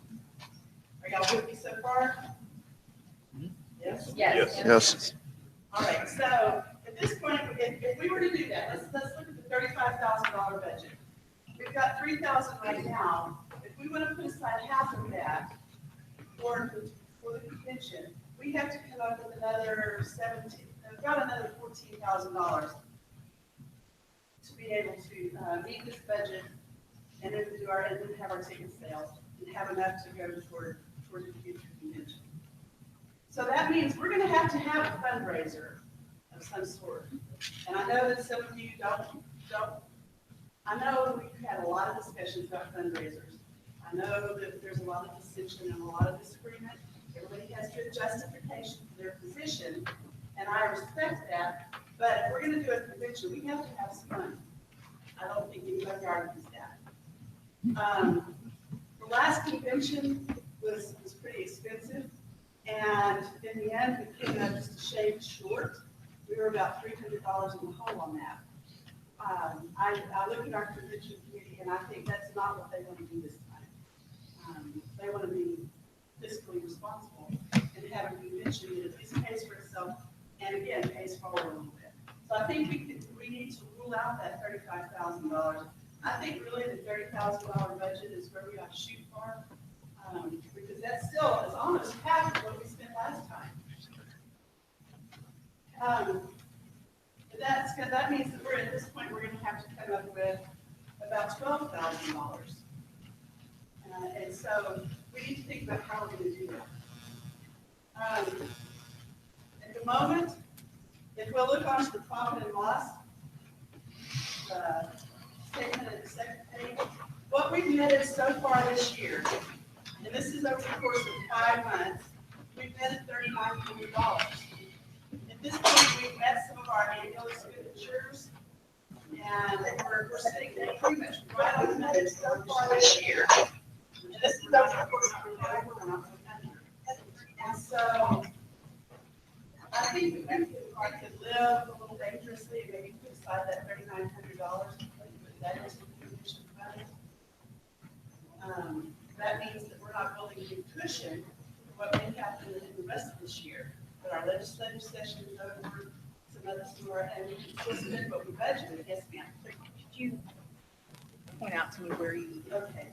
If you look at on the second page, or third page of that report, profit and loss, and on the second page of that, it's just a first page. It looks like this. Okay. Okay. The $3,900 is the net difference between our revenues and our expenditures. So we're to be good at $3,900 right now. If we took that and put that into our convention fund, that gives us roughly $7,000 toward the convention. That's a good start, but we still have to go further. If we look ahead, if we look ahead to the profit and loss budget versus actual, or we call it, budgets versus actual. At this point, we should be 41.67% of our budget right now. If we were exactly on budget, these percentages out to the far right, they're going to be 41.67%. And the revenues we have some are a little bit high, and the expenses we have some are a little bit high. High revenue percentage is good because that means we're over budget on our revenue. Too much revenue is a good thing, and I don't think anyone argues that. But on our expenses, if that number is higher than 41.67%, that means we've overspent just a little bit. So let's take a look at those numbers and see where we're at. First of all, if you look at email services, that's 55.7%. That's 14% high. Well, we just went off of SharePoint, and we paid for that a little bit of this year. But we're not paying for that anymore. So as we move forward, that percentage is going to go down and down and down and get closer to where we're matching where we should be budget-wise. That's not going to continue to go up. If you look at web conferencing services, that's our WebEx. We actually did not, trying to remember if that's the one that we did not budget for, and so it's built in now. But again, we've addressed that so that it should continue to go down and down and down. It's probably going to come up just a little over budget at the very end, but it's not going to continue to be that high. Our facilities rental is high, but that's because we have that $1,000 for the leadership retreat. And Bear County has taken on responsibility for that. So in the next financial statement, what we'll see is a reduction in that expense because Bear County has made a donation to the party to cover that. So basically, they bought us out of that contract. So that $1,000 is gonna go away, and we're gonna have $610 of, or I'm sorry, $389 of facilities rental, and that's gonna be for our, one of our SLEC meetings. Okay? We'll probably have to pay for that in September and again in December. So that's gonna go down, but it's not gonna go away. We talked a little bit about our liability insurance. We paid 100% of the year for that. So right now it's at 81%. So you think, that's double what we budgeted. Yeah, but we paid for a year's worth at this point. So we're not gonna pay another dime of that. It's gonna come out actually about $300 under budget because we got a better deal on our liability insurance. We looked at it and we kind of beat them up a little bit. We put it out for bid. It's never a bad thing to keep things out, and sure enough, when we competed it, they got a little more serious about it. So we came out $300 ahead there. Fax service is the same thing. We pay the annual contract now. So that's 99.71%, where it should be 41%. It's going to come out about right, about even budget-wise. So if you look at the total, at the last page, at the bottom line, the gross profit, we stand at 42.37%. Slightly better than where we should be at this time of the year. We want to be at 41.67. We're at 42.37. I'm not going to sit and cheer and do cartwheels over it. Again, I would kill myself doing cartwheels. But aside from that, it's not enough to celebrate. We still have to be careful. We still have to be conscientious, especially knowing that we have this budget coming up. Yes, sir. Last go around, we were way late on picking our venue, and so we got in the venues that were available to us were very limited, and they knew that, and so they stuck it to us in numerous ways. Okay, one of the ways they stuck it to us was having all of these upfront payments well before the convention, instead of just like one down payment and we pay the remainder when the convention comes along. And that put us, because we had to come up with cash, there was two issues. There was a cash flow issue about just coming up with the cash to be able to meet those payments ahead of time. And then there was the issue of the obligation, once we signed the contract for this very large venue bill that was due. And with that, we were trying to stay out of debt for that, right? Okay, so this time, hopefully we're getting going in time to get better competition with venues. So, but the question I have is there any question that even if we took all 30,000, we say it's 30,000 or 28,000 or whatever the budget is there any situation where our obligations for any of that is going to put us in violation of, or call us, put us into debt? Well, that's a good question, and that's why it was really important for us to go ahead and put that 3,000 aside. And what we did with that, in that 3,000, so we got that 3,000 set aside. Hopefully that's going to cover some substantial amount of the down payment. Okay, that's a cash flow issue. That's a cash flow thing. Yeah. We don't have a cash flow problem. Okay, and I'm asking, do we have a debt problem? In other words, how much money total, including reserve, add up the reserve and all our checking accounts, cash on hand right now? $24,800. Okay, so in other words, obligating for $28,000 or $30,000 right now for some contract, even though our venue is going to be much less, and a lot of the expenses are going to be things that you don't have to sign a contract and obligate yourself. It's not going to put us into debt. Is that correct? Well, bear in mind that we have to continue with our operating expenses, and they tend to run about $3,000 a month. So if we were to obligate that whole, hang on just a second, if we were to obligate that whole $35,000 and commit to that, that leaves us $8,000 in the bank for our operating expenses. Now we pretty much break even, and we come out a little ahead every month, but it kind of doesn't do my heart very good to know that we don't have that cushion there. But even taking that into account, we do have a cushion in the bank. It's not a cash flow problem is what's going to create debt. And at the moment, we do not have a cash flow problem. Now, if some big lawsuit came up, that might be a different story. All right, let me ask it this a different way. How much money do we have available to put for a down payment on a venue at this moment in a way that would not dip into our reserves or hurt our ability to meet our ongoing obligations. I think we could just,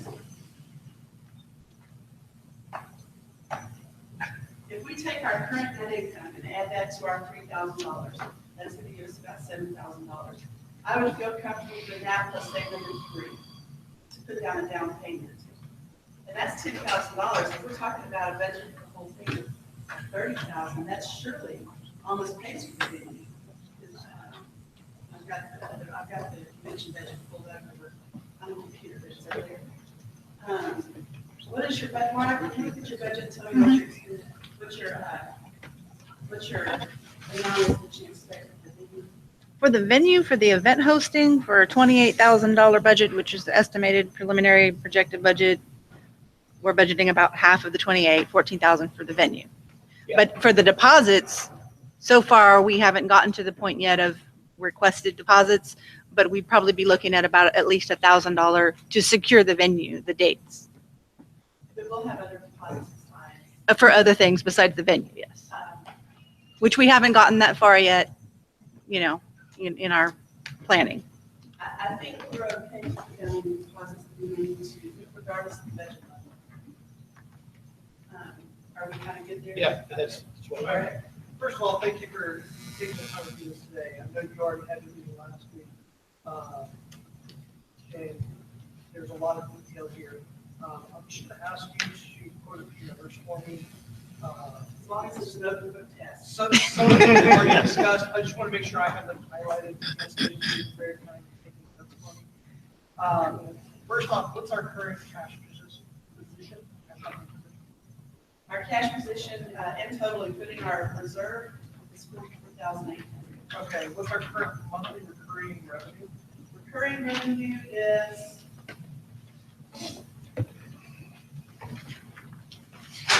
somebody have the long page.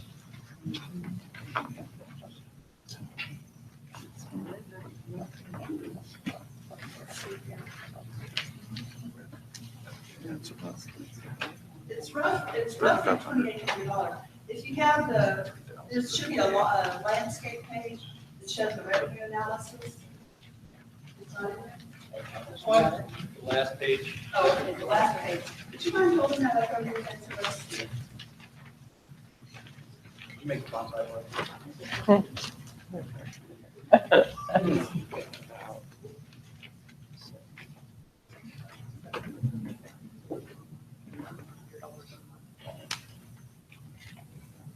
Our monthly recurring is about $2,200, well, about $2,400 a month. $2,400 a month. Yes. What's our monthly committed expenses? It's pretty close to $3,000. So our monthly recurring revenue is washing with our expenses. So all fundraising, all the money we need for anything else must be through separate. Thank you. I appreciate it. Thank you. Did y'all hear what he said? Could you repeat that, please? Okay. Our monthly income, our monthly recurring income, which that's the money that we can count on, the money that's coming in every month that we draft out people's accounts. That plus a little bit more pretty much washes our monthly expenditures.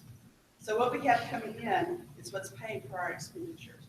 So anything that any additional monies that we put toward the convention is going to have to be in fundraising above and beyond. Now, we do generally come out a little bit ahead every month, but as far as being conservative, which is what I prefer to be, because I don't want to bring bad news to you guys and say, well, you know, I kind of guessed wrong. I'd rather be conservative and say we're washing right now, but we do generally come out a little bit ahead. Any other questions? I really recommend that we don't go with the full $35,000 budget. I think the $30,000 budget is pretty doable. I think that we need to all acknowledge that as the governing board of the party, it's our responsibility to see that this convention is of course, we put all this burden on the community, and I hope that we're supportive of that community. that we need to understand that we are responsible for pulling this off in a fiscally responsible way. And that means we may have to go after new fundraising. Mr. Harris? Just to summarize what you said in conversation with Tom, you would feel comfortable if we set aside 10,000 for down payments on all the things that we have to make down payments for. I think if they were to ask us to put down payments of $2,000 tomorrow, we could do that without putting ourselves at risk. We could probably actually do a little more than that, but I'm not doing that. Sure. Because as we move to the next agenda item, so I want to have that information. Anything else? Request for information back here. Well, with the indulgence of the body, I guess I'll just say it. I was going to say it as a question, but let's dispense with that and just say it. I do want to bring to the attention of the body, I think there's two conversations going on here. One is around fiscal responsibility. I think that's an important conversation to have, but I think there's a second conversation around the rules. We could do things within the rules that aren't necessarily the best idea, but they are within the rules. I do want to point out to the body that our rules on debt did change slightly at the last convention. Whether we decide it's a good idea or not, it's a separate question, but we have the ability now with a supermajority, I think 2/3 of the entire body, I'll have to reference the rules to be sure, to allow ourselves such obligations above what we have in the bank, such as F&B minimum, that's food and beverage minimum, things that are going to come forward but have a low chance of actually coming out of our bank account any time. So I guess I just wanted to make everybody aware that that has changed slightly from last time. So if we decide to utilize that, that'll be on us. I would just like to, unless are there other questions? Are we on time? 15 minutes. I just want to make sure we have a. 10:40. I want to close this by saying that as an accountant, you know, accountants like to go cheat. I don't want us to do that. I want us to find good value. I don't want us to have a cheap convention. I want us to have a convention of good values. And so I want us to give the convention committee enough to be able to do a quality event that reflects well on the party without breaking the party. And so I just want to see us give them a little bit of freedom there. I believe that the committee that we have is going to be pretty fiscally responsible. And I think we've chosen a good committee. And so let's honor their work, but let's help them in every way we can as far as the money goes. And as far as everything else goes, but specifically as far as the finances go, I'd like to see us be supportive. All right. Thank you.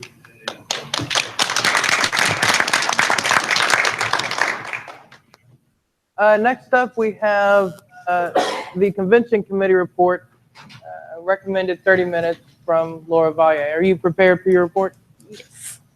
Well, did you have something we were put up here, and do you set have up PowerPoint? I have a PowerPoint presentation.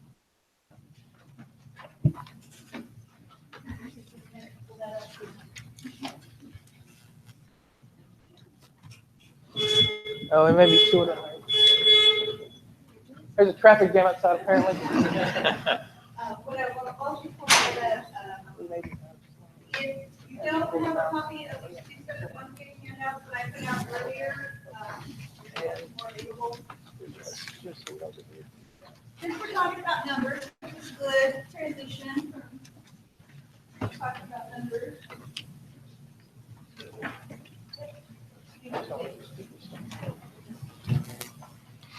Anybody else need a copy of the handout?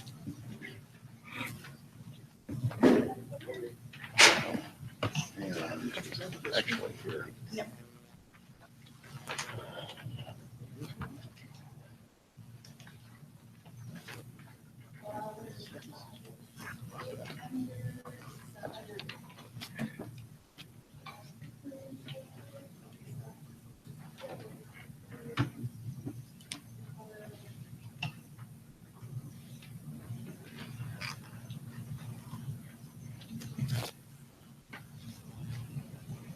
this is part of the PowerPoint, and I do have a point in there where that's going to come up, but I wanted to make sure everybody had the paper in front of you.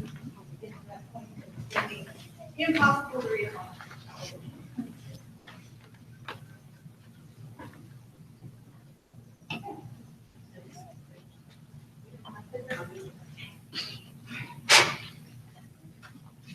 All right.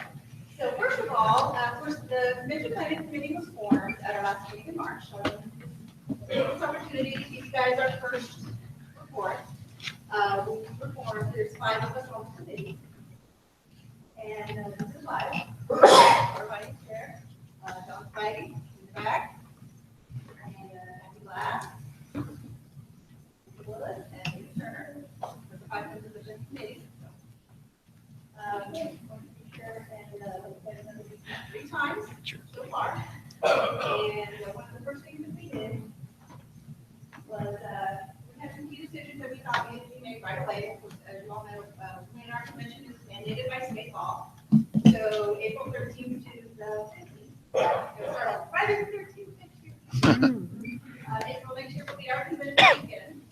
And we decided the first thing we needed to look at was the budget, which has already done some preliminary work on, so we started that. And we also realized that 2 of the most important key things we need to work on right off the bat was the location and tables. Because we knew that things like that, you know, like the things get both way ahead. We need to figure out as quickly as possible. And we also need to start working on okay. So expenses we talked about earlier. We looked at 2016 report. 2016 was the only convention that we had really a thorough detailed report on, and that has been something that's been available online. Right? We promised to make that available to everybody online. The 2016 convention report went into a lot of detail about expenses and income for the 2015 convention and how that got paid for. So we went through and looked line by line on that, on the expenses especially, to kind of see like, you know, this time around for 2018, are there areas where we need to get for 2018 and we're going to spend more, or we're just spending less? We did in 2016. So that's what we did with the budget. And one of the things we decided was there was a lot of equipment, you know, audio visual stuff that was actually donated by smart meters. So we need to go with it up on that probably.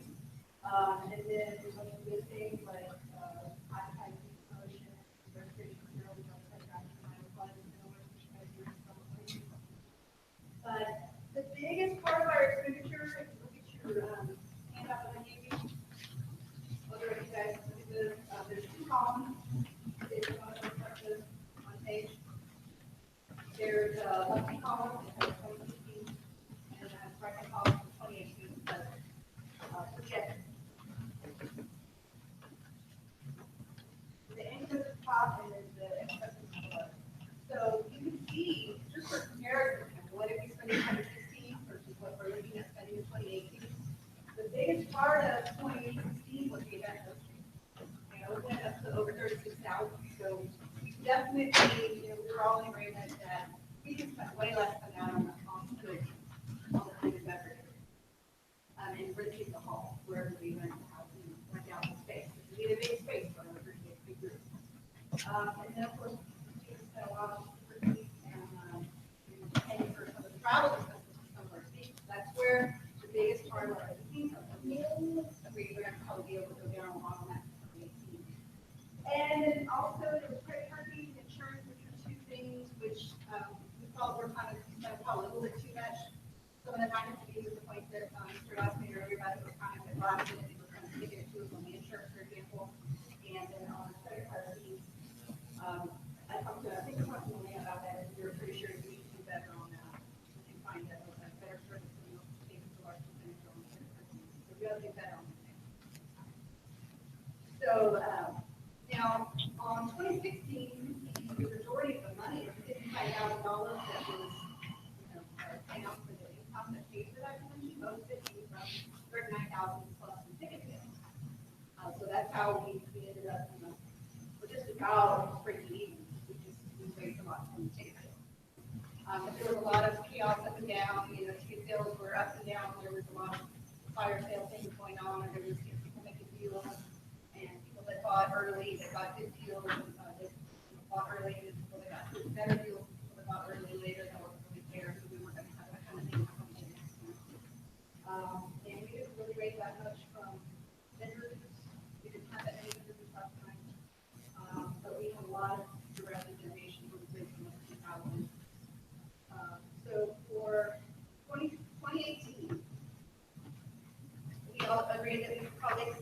raise at least 25,000 in ticketing. And then another 5 to 8,000 is going to come from vendor booths and from other income, other things like direct donations, fundraiser, gala, when we have big speakers, we have that Saturday night dinner convention, we're going to have a big fundraiser at that time. So there's different ways that we can raise other money and have other ways to bring up that income, help pay for the convention, other than that. But the majority is going to come from there. And so the budget is, like we're talking about, like we pointed out, that I have handed it out, so you guys can see that in all terms. 25, 30, and 35,000, kind of a long end of our budget we proposed. So we came up with somewhere between 25 and 30,000 for the proposed budget. And that's what the vast majority of that, about 14,000, about half of it's probably going to go to the event association and beverage. We don't have to have that, but we want to have a nice convention. We don't obviously we can all just meet together in a room and just all do our business and go home and not have any speakers or dinners or lunches or anything. But we want to have a nice convention, so we want to have, meals and things like that. And we're going to probably spend less on speaker fees and air travel. That went down from 8,000 to about 5,000. They also added in parliamentarian and voting service plans, so that's how we came up with 28,000. And if we raise more than 28, then hopefully at the end, we'll have some money in the bank for both the 3, 4, and even 5,000 for 2020. Anybody have any questions about?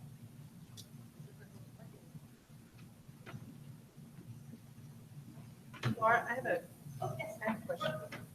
So on the equipment, that's the AV equipment, and that was donated last time by Tim Martinez? It was borrowed. We borrowed. It was borrowed. We lent to us. Okay. Have you guys estimated the cost of that yet? If we're not going to have that as a give me this time? Estimated to be at least $1,000 worth. Okay. And does that, and would that $1,000 include qualified people to run the equipment for us as well? Point of privilege for an idea. VIP tickets where you get to share a table with the speakers or what have you. Why don't we have an auction for a set number of those? Well, obviously there can only be a certain set number, right? There's Right. like a round table with 10 seats.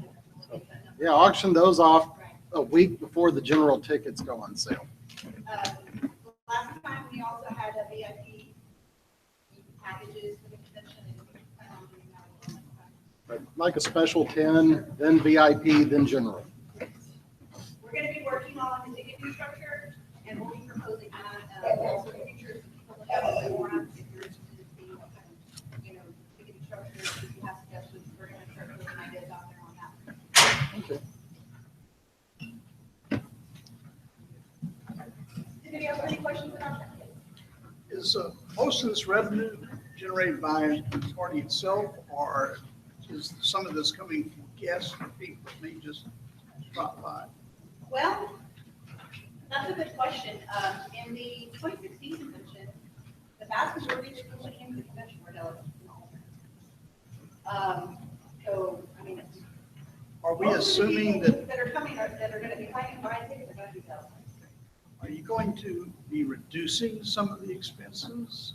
Or are you planning on to maybe expand, get a greater attendance? Or is you anticipating that in a non-presidential election year that the attendance would just fall off naturally? Or The trend has been less. so this may be a somewhat scaled down version from 26 then, just based on non-presidential. We still have a gubernatorial nomination, and that's a draw, though. I don't see a huge drop off myself. Well, it also all going to depend on what speakers we get. We are also well aware of the fact that at this point we're pre-planning and we don't know who our speakers are going to be. So a lot of our ticket sales are going to be driven by how much appeal are we going to have with our speakers. like, we have really, great speakers who, a lot of people want to come see, and we're getting them at a really good rate. We may blow the roof off of the 25,000 in bigger deals, so we have to really great speakers. We haven't posted speakers yet, but we have to first fully do those.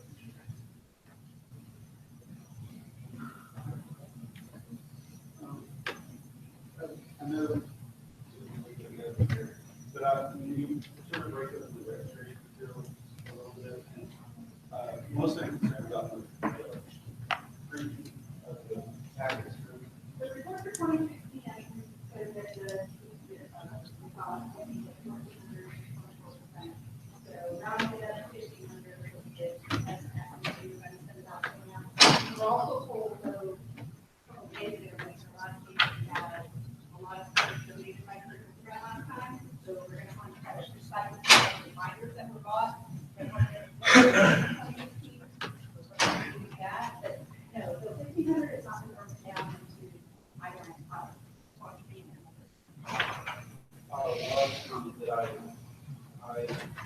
The party paid for it, the rules to be reported. Yeah. Which is really cheap, because what I did, and I was frustrated with it.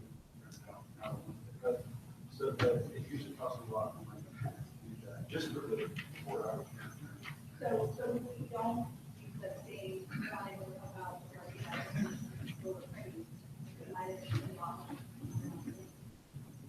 well, if we have a platform report, a rules report, and the standard binder, we put it, we go through it, then plus the binder costs, whatever other registration costs there are, I don't know. I know we're. Yeah, we need to talk about, if 1,400 is an underestimate on the registration from 2016, that's underestimated. That's the kind of feedback actually. I agree with Arthur. I would like to see more budget for those registration materials. Just to his point, I hadn't even thought about, if you're gonna do,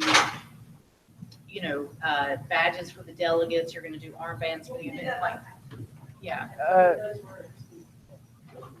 Those are included in the total from last time? Yeah. Those are probably. Yeah. But what we did, a good deal of it was given or helped. I mean, Do you have any idea of the value that was? I know that Kurt said that he spent somewhere around the $1,000 in ink, not to mention wear and tear on his printer and all that. He was able to do some printing from his office print. We have a really good print shop, and they let him pay for just bare supplies, which again would be an underestimation. And then lanyards. Anastasia, did we buy those or we have them laying around? We had a few laying around. We bought a lot. In fact, I was going through some of our residual materials, and it looks like we might actually have enough lanyards. Okay. We would just need to buy the paper to go with. Yeah, and I think we just use the Avery little sheets you tear out, print them on our printer, and again, that's not going to be factored in. So I mean, there was a lot of work to supplement money because of the situation we found ourselves in with the budget last time. The registration material breaks down to be the wristbands that we bought, the lanyards, the name tags for ship, and the other buttons for delegates. And then also the thing that Arthur was talking about. So that's what's All this is information online, the attendees, and they can print it off at their leisure, and that would save us. Yeah, that's an option. That's definitely an option. We've had talk about that in the past.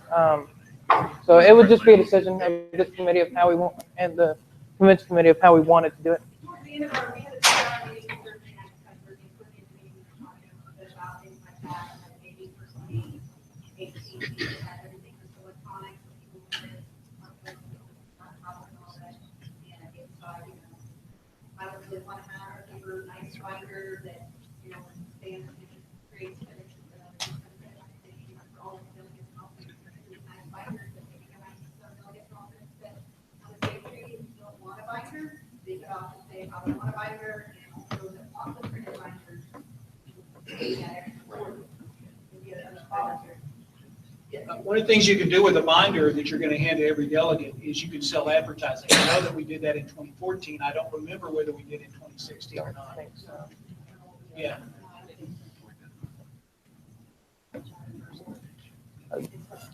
There's $1,000 for a parliamentarian and voting service. I thought I remembered there was somebody at the last one. Did we not pay for that, or? I just couldn't find it in 2016 report where they. Yeah, that particular gentleman was named Joshua Katz. He's a libertarian from Illinois, maybe another state. I don't remember. Do you know what state he's from? It's Massachusetts. Massachusetts. Anyway, and he donated his services to us for the cost of a flight and room board. And I think we also gave him tickets to the mill, all that. So, no, he didn't get paid, but that was because he donated to the party that service. So do we anticipate he might visit us again?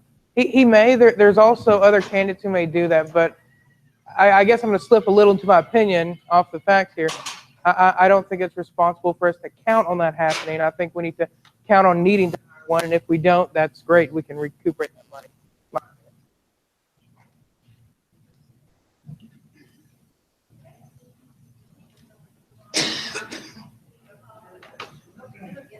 Same set of questions for blockchain. Were those donated or did we pay for that expense last time? We paid for that expense. That actually ended up getting. Is that included in this report, the blockchain expense? That got paid way later, like a lot more recently. So yeah, so what happened with blockchain? We were paying them $500. They were trying to push their new technology, their new system, and so they gave us a discount because we were going to be the guinea pigs, I guess. And in their contract was $500, and that contract was made and signed either, I guess, it had been signed by Kurt and was brought forward by Timothy Martinez, and I was unaware of the contract, and then everybody who was aware kind of shuffled out of the party, and then they forgot about it. And so then a year later, they called us up and said, hey, we never received this check. And we're like, so we went through and we found the contract where it was for $500, and we ended up paying them way later. So I'm not sure if that $500 made it into our convention report or not, but it was $500. That's the number. Is it in the budget? Well, because the projected budget for 28,000, we're not obligated to use blockchain. That's only a one-time. Yeah, no, it was no perpetual deal. We are anticipating to answer about we are anticipating that we might want to look at pricing for that and also another vendor that we might. But unlike 2016, this time around, the convention committee is going to be working hand in hand with the officers and probably the legal committee. The legal committee probably reviewing any and all contracts that before they even get signed, obligated parties. So it's going to be different. So knowing that we were blockchain guinea pigs that got a discount, right? Do we feel that the $500 you have budgeted for 2018 is squishy? I personally do think that that's a good price. Okay. Because I price posting and vendors on services that are Great. actually better than blockchain. But again, we have to say that's not something that's officially. But that is based on a little bit of research and not But just. that's based on some research that's about dozens of different. Excellent. Thank you.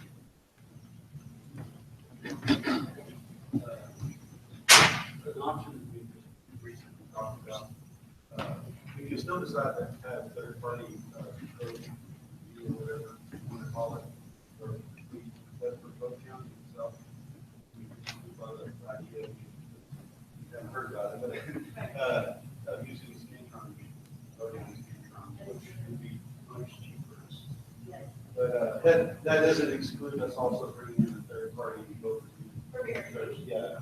And I think, just as I didn't plan on conference, this was not on the agenda for today, because we have so much other things to really get into today, but either off forum or for sure by our next meeting.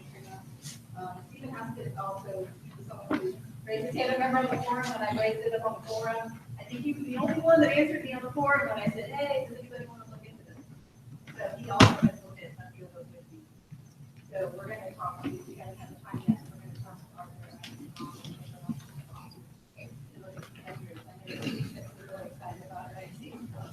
We'll, the two of us together are looking at that. We'll make it a lot easier again.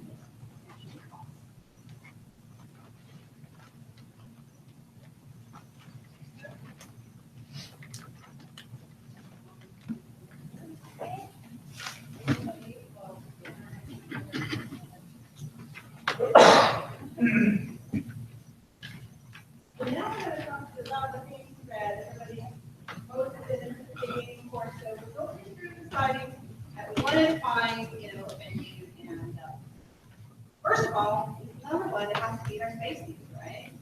We know for past convention, we need a big enough ballroom to hold 200, and strong venue, just big enough for that. And, but it also says that we must have a located problem, we also have, you know, hotel, reasonable night room rate, and get a little for our stay. And then also, one of the things we do in there is, you know, because it's audio visual and technology, and that's a big part of our solution, and it's costly, we don't want to be obligated to pay the venue, whatever, you know, inflated price of venue charges for AV, so we asked all of the venues that we were vetting, will you let us bring in our own AV, or even in price? So that was one of the criteria that we had to say yes, so that's what we did. And also, the third thing is, we're kind of looking at, do these venues have some attractive amenities that are going to attract our cities? Be successful, good on-site person. So those are some of the criteria that we looked at. We divided it up on the state.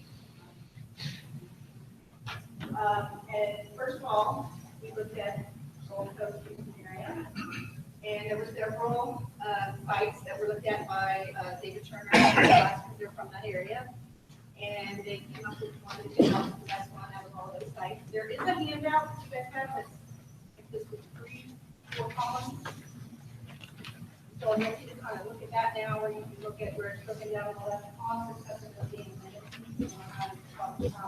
site A, and B.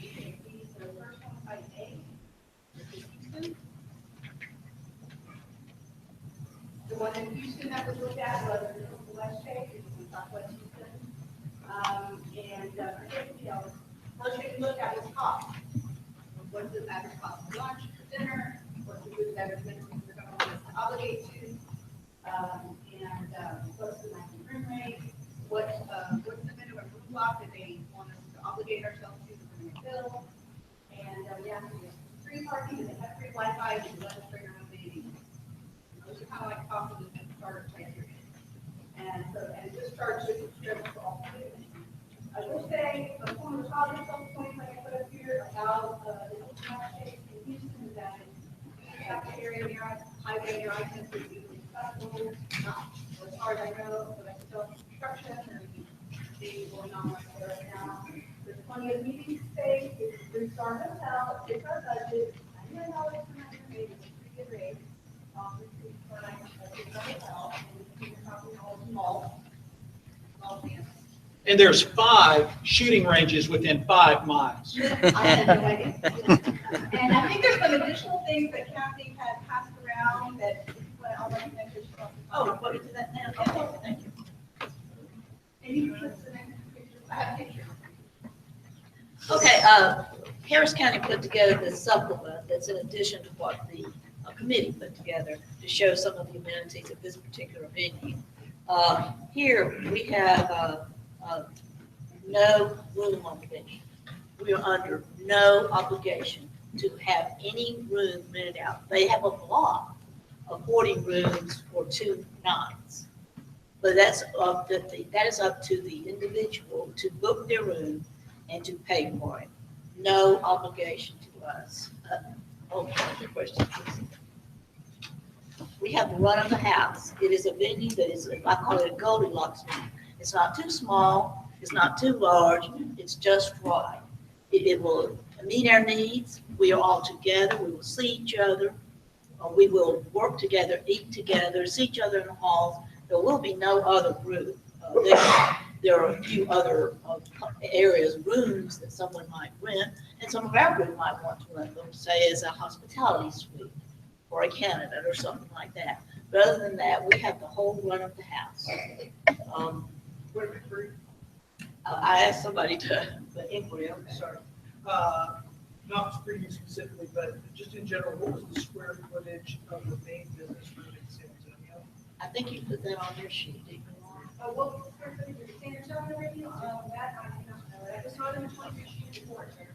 Sorry? I apologize. I didn't hear what you said. I apologize, I don't have the square footage of the 2016. Okay. Other, for this venue, there is no insurance requirement.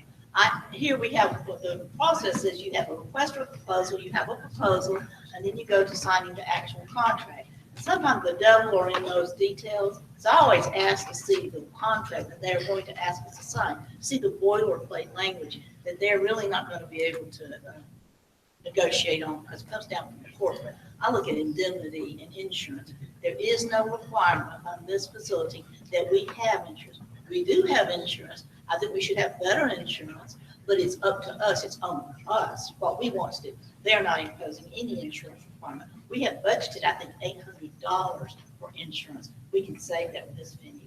And their indemnity, I hate all indemnity provisions, but this one is acceptable. This is quiet. It's not crowded. It is in a very nice part of town, Westheimer. And they have a shuttle that goes to the Galleria, just like about 4 miles one way. Across the street is the Carillion Shopping Center, which is a very nice, eclectic set of shops and restaurants. Restaurants from Subway to La Madeleine and Outback to some high dining experiences that you would never think. But it's a very nice place. And then I think the picture that you've got there somewhere is actually of the Rio Ranch. The rooms are fine, $99 for a double room or a king, your choice. But on the other side is the Rio Ranch, which is a very large restaurant. Other side across the parking lot, not even a street.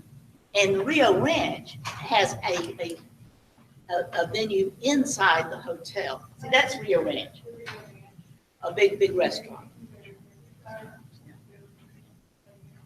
So there is a mini Rio Ranch. It is their hotel restaurant, and it's very fine, and it can accommodate us.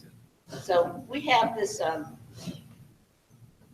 we have Harris County Libertarian Party Executive Committee has authorized an expenditure of, I had $2,000 on here last night, we made $2,500.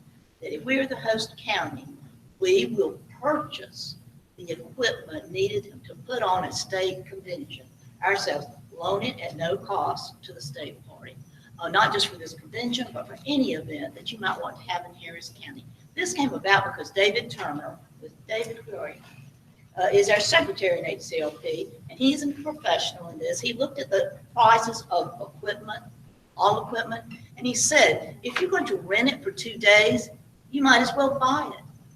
And I said, well, why don't?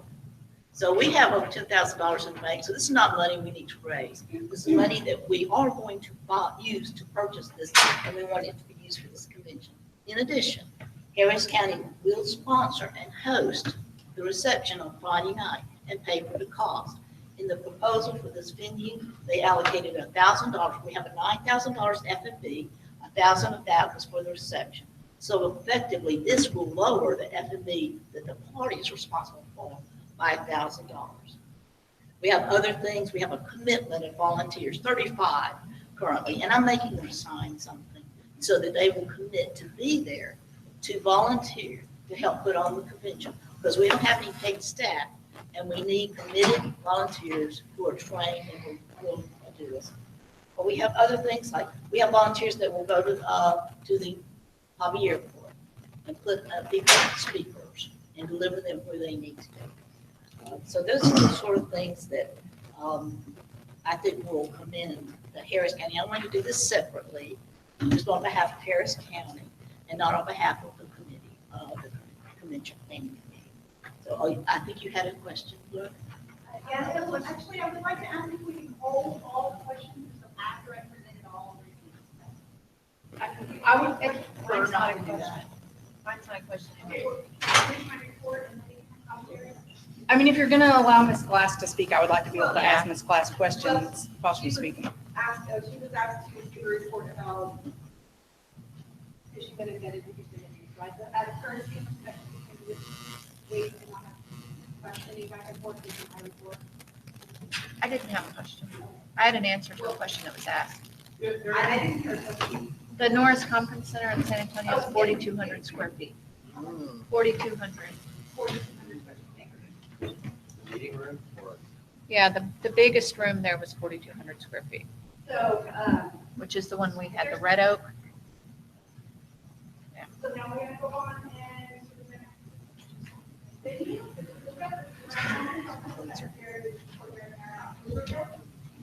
Roundabout area and also I'm sorry,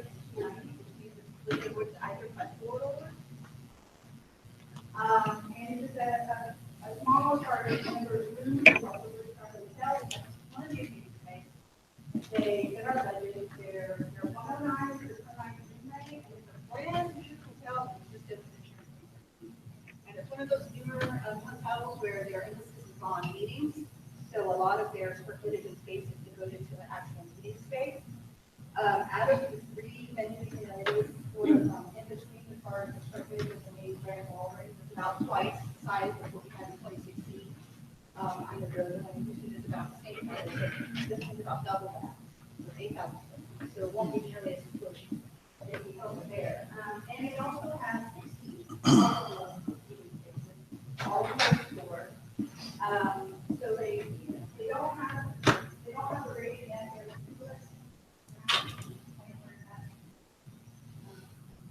So this is all downtown Austin, and it is also about half an hour drive from the airport, but it's straight shot up to 90 from Austin to the Austin airport. A lot of things, the part really kind of right now, but people think this hotel is very nice. We still have that new hotel smell. I was joking around. It's still a very brand new hotel. They're very eager for it. We're very welcoming and ready to roll up our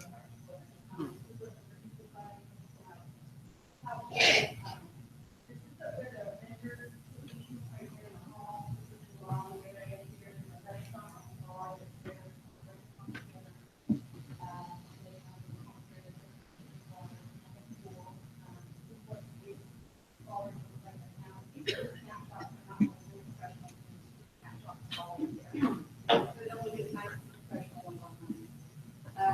but this one is the one that is sort of, I think, sort of the compromise between the three, but it's about 9,000, about the same for lunches and dinner as the site. They are a little bit more on the room range. The room lot the originally quoted was more, I talked to the it's the fact yet, but she is willing to put out 60 on the room block. There's also the same free Wi-Fi, free parking, low streaming out on the ATV. And overall, it's got a lot of things around it too. Also, like Kathy was talking about, like with Houston, it would be just as nice to have it there as in Houston, part of screens and stuff, all the things that provide or the alcohol and things like that. So it's sort of bigger as far as the meeting space, but it has a smaller amount of rooms. So we did fill up a lot of those rooms. We would pretty much be the only group there in that hotel, and we pretty much have the zone of that hotel. And they offer to light it and come on our friend colors and have some vision.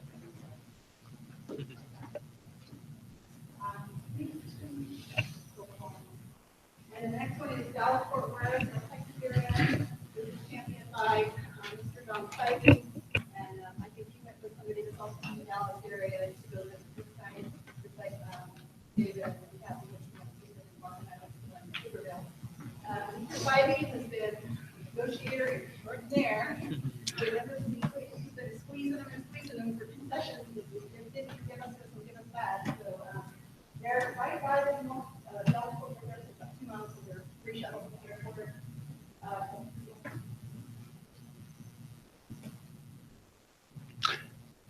It's actually a horse shuttle, which I didn't notice that until I was really looking at it 2 nights ago. Wow. Actually, it was pretty different with a horse. It's got pretty unique things that are also $9,000. So it is somebody like language, it's the highest of the three. However, I think there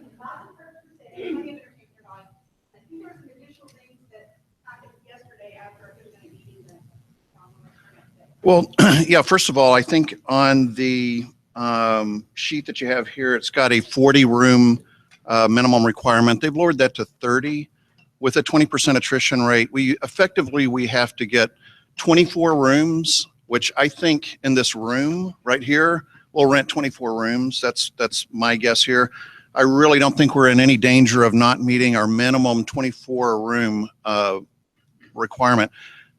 With that said, also the Grapevine Convention and Visitors Bureau is donating $250 for us to use in any way we want to, so we could actually rent a room for 2 days with that. And I personally will donate, a room for us to use against our minimum.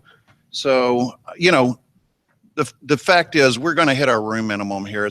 I don't think that we're in any danger whatsoever of that. Now, you'll notice the room rate is $129. We are staying at a 4-star hotel, so it's $129, but in the Embassy Suites, which I'm sure a lot of people here are familiar with that, those are 2 rooms that you have with every suite. So you have a bedroom and a living area with a door between them, and in the bedroom, they have a fold-out couch. So if you want to bunk up with somebody else, it's going to cost you significantly less, and they actually have rooms with 2 doubles. So in some instances, for really thrifty people, you could get 3 people to share a room. Granted, you will share 1 bathroom, but there is that option for people to share and to reduce the rate there without being uncomfortable and having to share the bed right next to everybody else. Another thing that kind of really helps with the overall economy of this is they're giving us free breakfasts, and they're made to order breakfast. They're omelets. They're not a biscuit and a sweet roll. You can get an omelet cooked to your order. You can get breakfast potatoes, etc. It's a real breakfast. And the interesting thing is they allocated free cocktails for us in the evening, which effectively is a reception for us. I think they allotted, or they said that the value of that is $15 a person. There's not an actual hard number on that, but they haven't seen me drink beer and wine, so they're going to take a loss on me right there. Now, with that said, we're 2 miles away from the airport. A lot of people are going to fly in, and there's free shuttle service to this.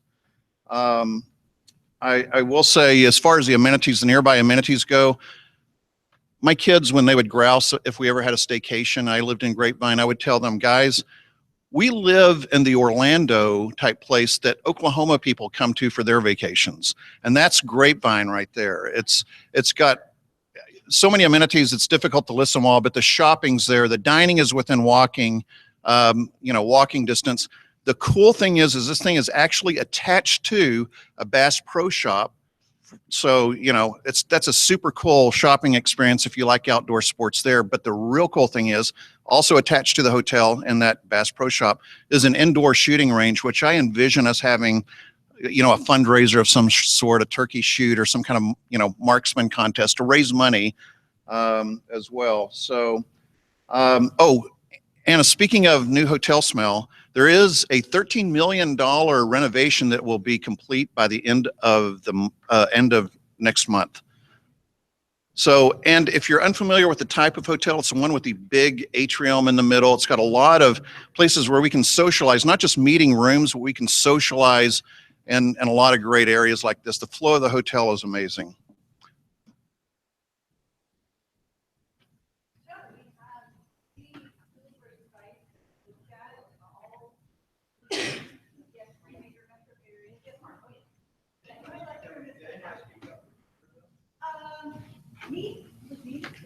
You can speak up a little more. Yes. Oh, it's, yes, smells like gunpowder.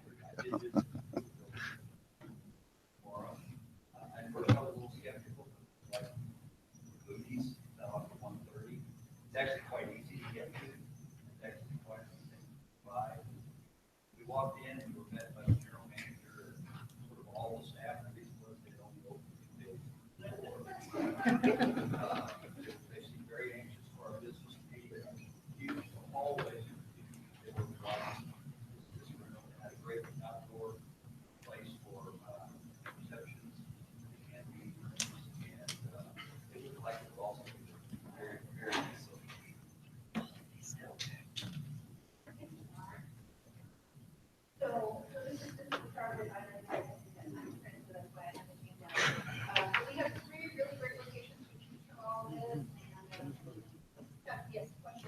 there any other locations looked at besides these three? Yes, there were. We put out bids to the convention with your bureau for those three residential areas as well as also. We did get back bids from some of the surrounding areas. Got one from Horseshoe Bay, which is like way out there, I think between Austin and Allen, and that was like lake out there. They wanted $40,000 on that. So that was pretty late. A lot of facilities that we looked at were small or local, because at this point we're less than 10 months out, so a lot of places that we could potentially have them already booked. But we did look at others, and one of the reasons why we didn't kind of do an entire like search across the entire state, including all the different rural areas, was because we were pressed for time, and I didn't realize that it was sort of a convenient sample of the 5 of us who happen to represent major metro areas and wrong communities. I know that there's been some research being done by volunteers on the side for Abilene and Nacogdoches as potential sites.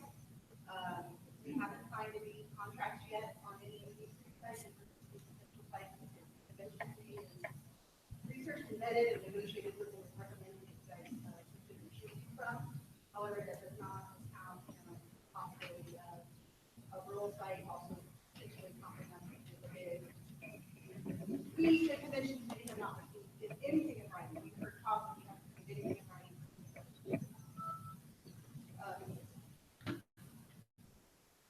Sure, there were a few folks there, open carry. What is these places' policy on open carry or handguns?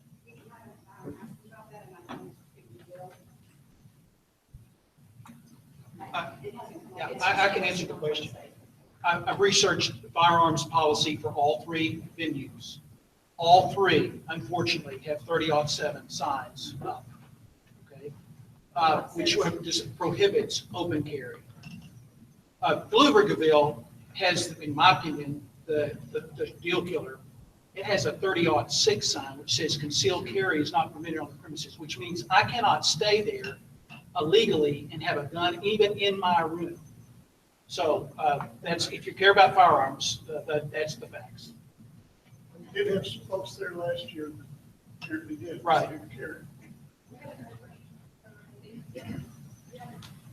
Just to Troy's point, I personally went and, if I wasn't already familiar with the facility, I went and looked at probably 8 facilities, and just involved David in 2 of them because they narrowed it down. And I didn't just confine it to Harris County. It was Sugar Land and the Woodlands and something. But they were just obvious, like Laura said, they were either booked, they couldn't accommodate us, or their demands were just too excessive, not within our budget. We narrowed it down to 3, and then I went and looked at that one, and the neighborhood was just not suitable. It was an unsafe neighborhood. So we looked at a lot, but if I thought it's not meeting our criteria, our needs, I didn't pass it on to the committee because it would just chew up their time to look at something that was objectively not a good fit. So I have a question, but I'm going to state the reason I'm asking the question first. So last year at the state convention, we had that space there and everybody was sitting just in seats like this. We didn't have tables available. We had our binders. It was very cumbersome trying to take notes and keeping track of everything. So I'm wondering, with the size of these facilities, have you looked at if we're going to have enough space to have tables for everybody? I apologize, I should have made that detail part of my report earlier, and I talked about it in our space. One of the very first things that we had was to have a ball room that would up to 300 things like this. Okay. With tables. With tables. And all of them met that they can even grow up to 300. 300. How many attendees did we have at the 2016? 186 of them. And we were cramped. And again, all of the numbers we got was based off of projected attendance of all 20. Because we didn't have hard numbers. Delegates, yes, but we had alternates that were seated as delegates, so effectively they became delegates. So a total of seated, credentialed, delegates It was, I think, 217. About 24 open. Yes. So over 200. And then we also had non-dedicated. So our attendance was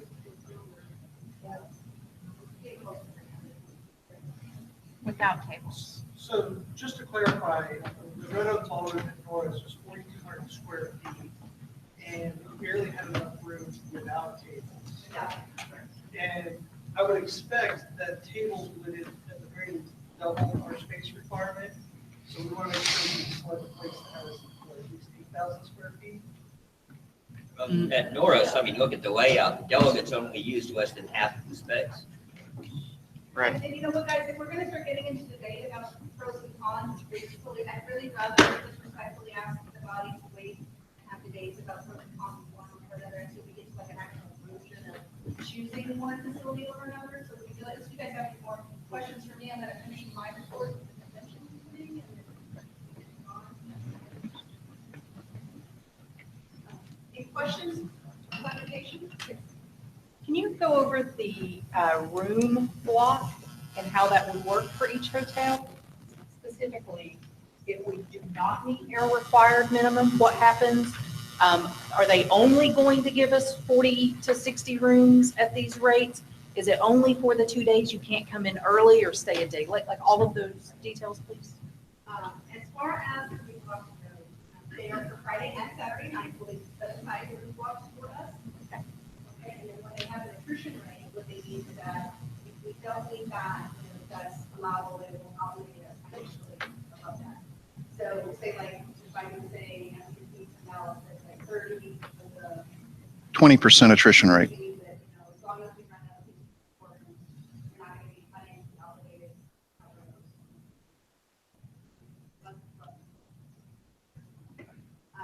And then we would be financially obligated to cover up to the 30 or up to the 20? That's my understanding. Okay. Is that West Jones? I'll talk about tracks, right? Houston doesn't work. That's my understanding. So say for instance, like with Hooverville, I haven't gone back and kind of go down below 60. It's possible that it's go down on that. But as of right now, I'm sorry, what else do you want about? So is that a room block of only 30? We only have 30 rooms? That's the minimum, that's what they will put aside for us on the contract at the beginning when we put down a deposit and secure site. If, as they're available and we need more, it's always easier to add on more rooms, we can add on more rooms because we're open up another 10 blocks for us. So long as 10 rooms for us. Say we rented out all the 30 that they set aside for us and we needed 40 or 50, we needed more rooms for us. As long as we gave them that notice and they have the capability of letting us run it, that up for us, but we would be financially obligated beyond what we signed in the contract. Okay. That makes sense. Yeah, that. And I'm sorry, just all of the hotels are only for Friday and Saturday Friday, night? Saturday, they did not talk about those days. Question for Mr. Spivey. The shooting range is inside. It's not inside the hotel, but it's connected. You don't have to walk outside to get to it. There's actually, you walk out of the hotel and there's a hallway that takes you to Bass Pro Shops. And then it's, Can we assume that the hotel then at least doesn't have a 30-06? oh, no, they have a 30-07, not a 30-06. So, yeah.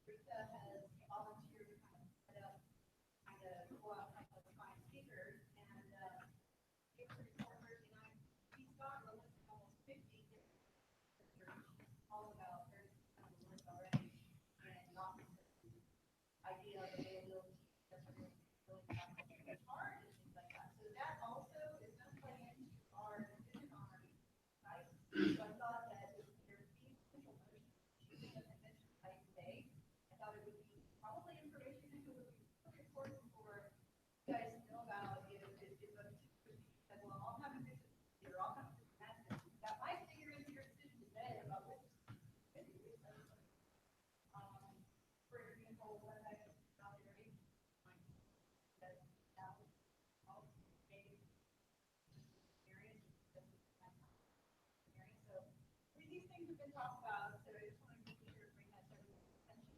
Those are factors that need to be considered. And basically, other than that, I guess I'll turn it over to you.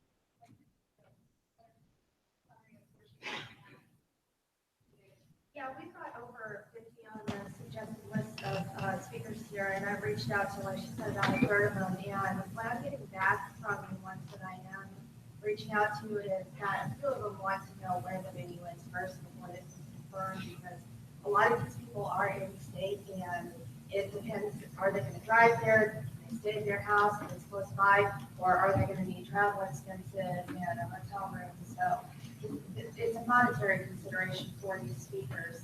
So some of them have said, yes, I'm interested in this, but I'd really like to know where the venue is first.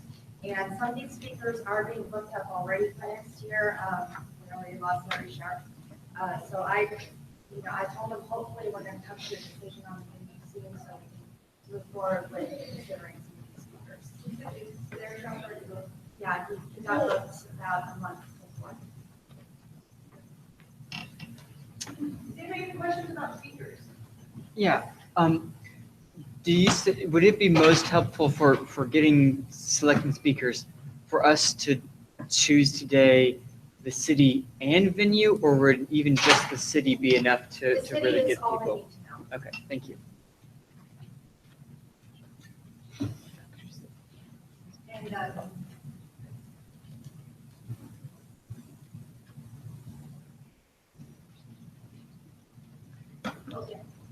Except for the rooms, which there's obviously the room rates, these are all identical as far as our obligations.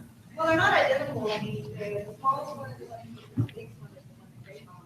I mean, but as far as our budget, our state budget. But they all, we were able to, some of them that started up above 9,000, if you've ever been, we were able to talk them down to 9,000 because we told them, we're playing off each other. Well, Houston said 9, or, Centerville said this, so we played all three of them off each other to get the lower to all of these houses.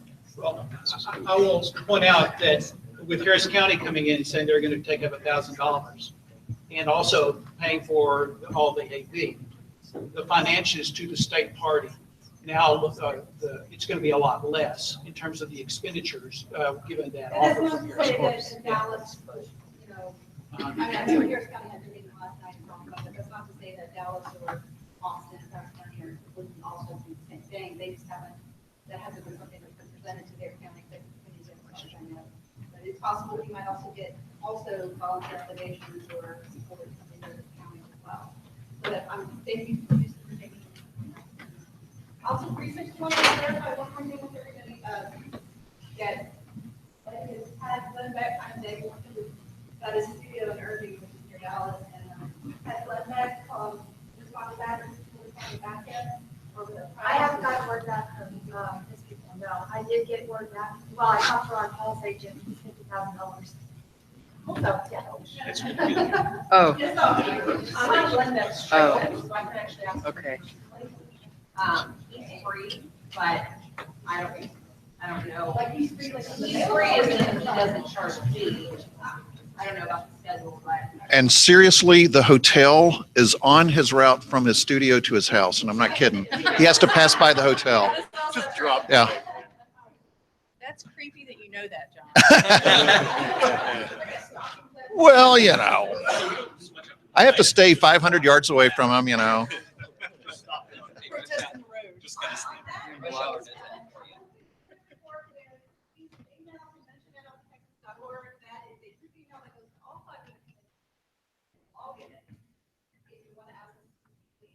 If you are interested in helping out with AV, I am sure that David, would love you to reach out to them and say, hey, I want to help with AV. Or if you want to help with speakers, I'm sure Lisa would love it. Or you can reach out to them, I want to help with speakers. And, the three of us, Kathy and we're also looking for volunteers and help. And the five of us are not necessarily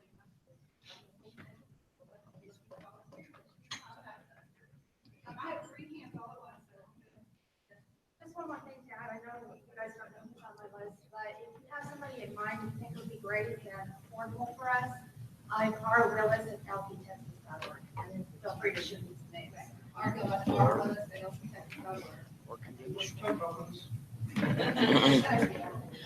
want to point out on our sheet, the last entry is David Turner. David is so humble. He really didn't want me to do that. But I said, we have to disclose, our assets, and David is one. If Tim Martinez is not going to be there to do it in this house, David did it, helped him in 2016. He knows how to do this. If it's in Houston, he's there all the time. He's on it. If it's in another place, when he's there, he will help out as much as he can. But he cannot possibly be as much help and take it on and the lead on it if it's in another city, because he has a day job. So our secret weapon, no, not secret, is David Turner. We have it, you know. David Turner. I had a question on the very generous donation of the $2,500 for equipment. Is that only if the convention is held in Harris County? Is it just a carrot for that purpose, or is it something that would be contributed to the state party regardless? It is equipment that will be owned and supplied and operated by Harris County. It is available to any function of the state party that is held in Harris County. In Harris State County convention only? Or any other Okay. event. So it's just for Harris County though? Well, these Location, things don't geographic. travel that well. So. Motion to recess for lunch for 1.5 hours. It is all Second. right, perfect Second. timing. I'm done with my report, so I'm gonna leave an hour to speak for. Yeah, we have a motion on the floor, I have a second. I move to amend for an hour. Okay. Hey, I There's think, a motion on the floor to recess for an hour and a half on amendment.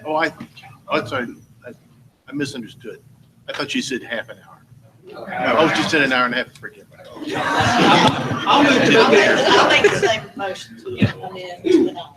Amendment to an hour, okay, there is a second. Second.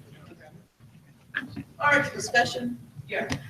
I've told them, we have a restaurant right next door. I told them to expect 50 people for lunch, so they're staffed up and ready to meet that need. And another place, we don't need an hour.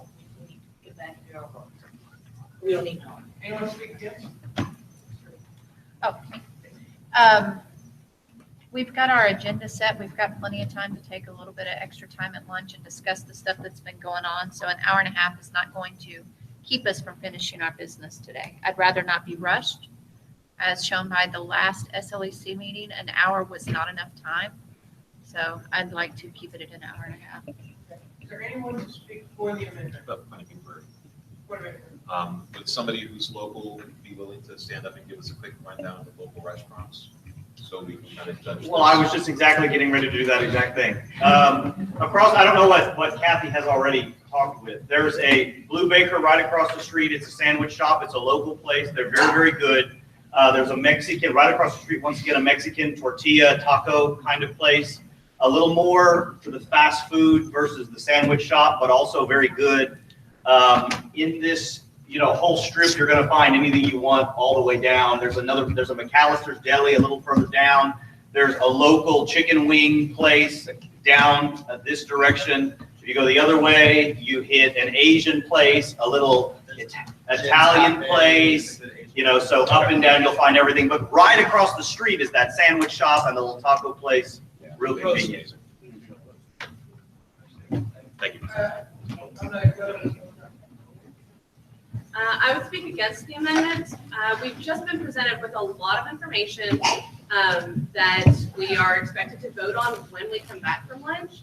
And I think that we need sufficient time to digest that information. Additionally, I have never been to a SLEC meeting where an hour was allotted for lunch that people did not get back late. Anyone speak for the amendment? Speak against?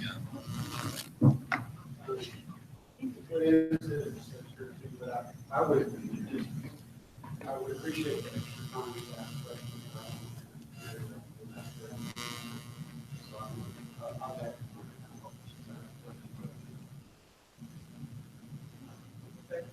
I also wanted to speak against that. If the body is not aware, Carly Rose Jackson is here today to do filming with some of us about the Flush the System campaign that our coalition partners, Texans for Voters Choice is doing. So there are several of us that have made a commitment to her during the lunchtime to do that. So that I would just say that's another reason several members of the body may need an extra half hour so that they can do that with her. Call the question. Call the question. Is there a second? Second. All right, we got a motion to call the question. Call, is this applying to the immediate amendment or all the three? Call the question. All questions, okay. There's been a motion to call all questions. It's undebatable and requires a 2/3 vote. All in favor of calling all pending questions, raise your hand.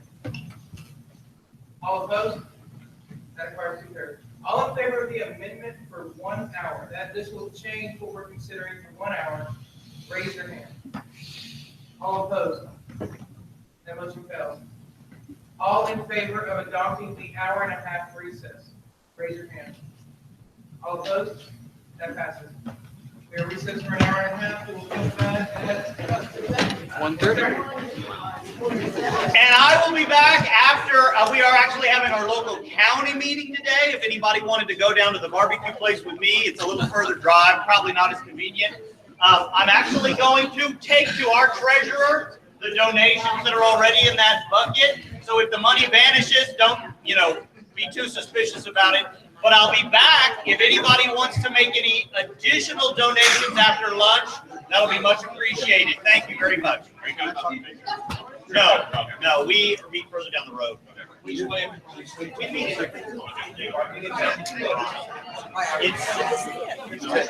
it's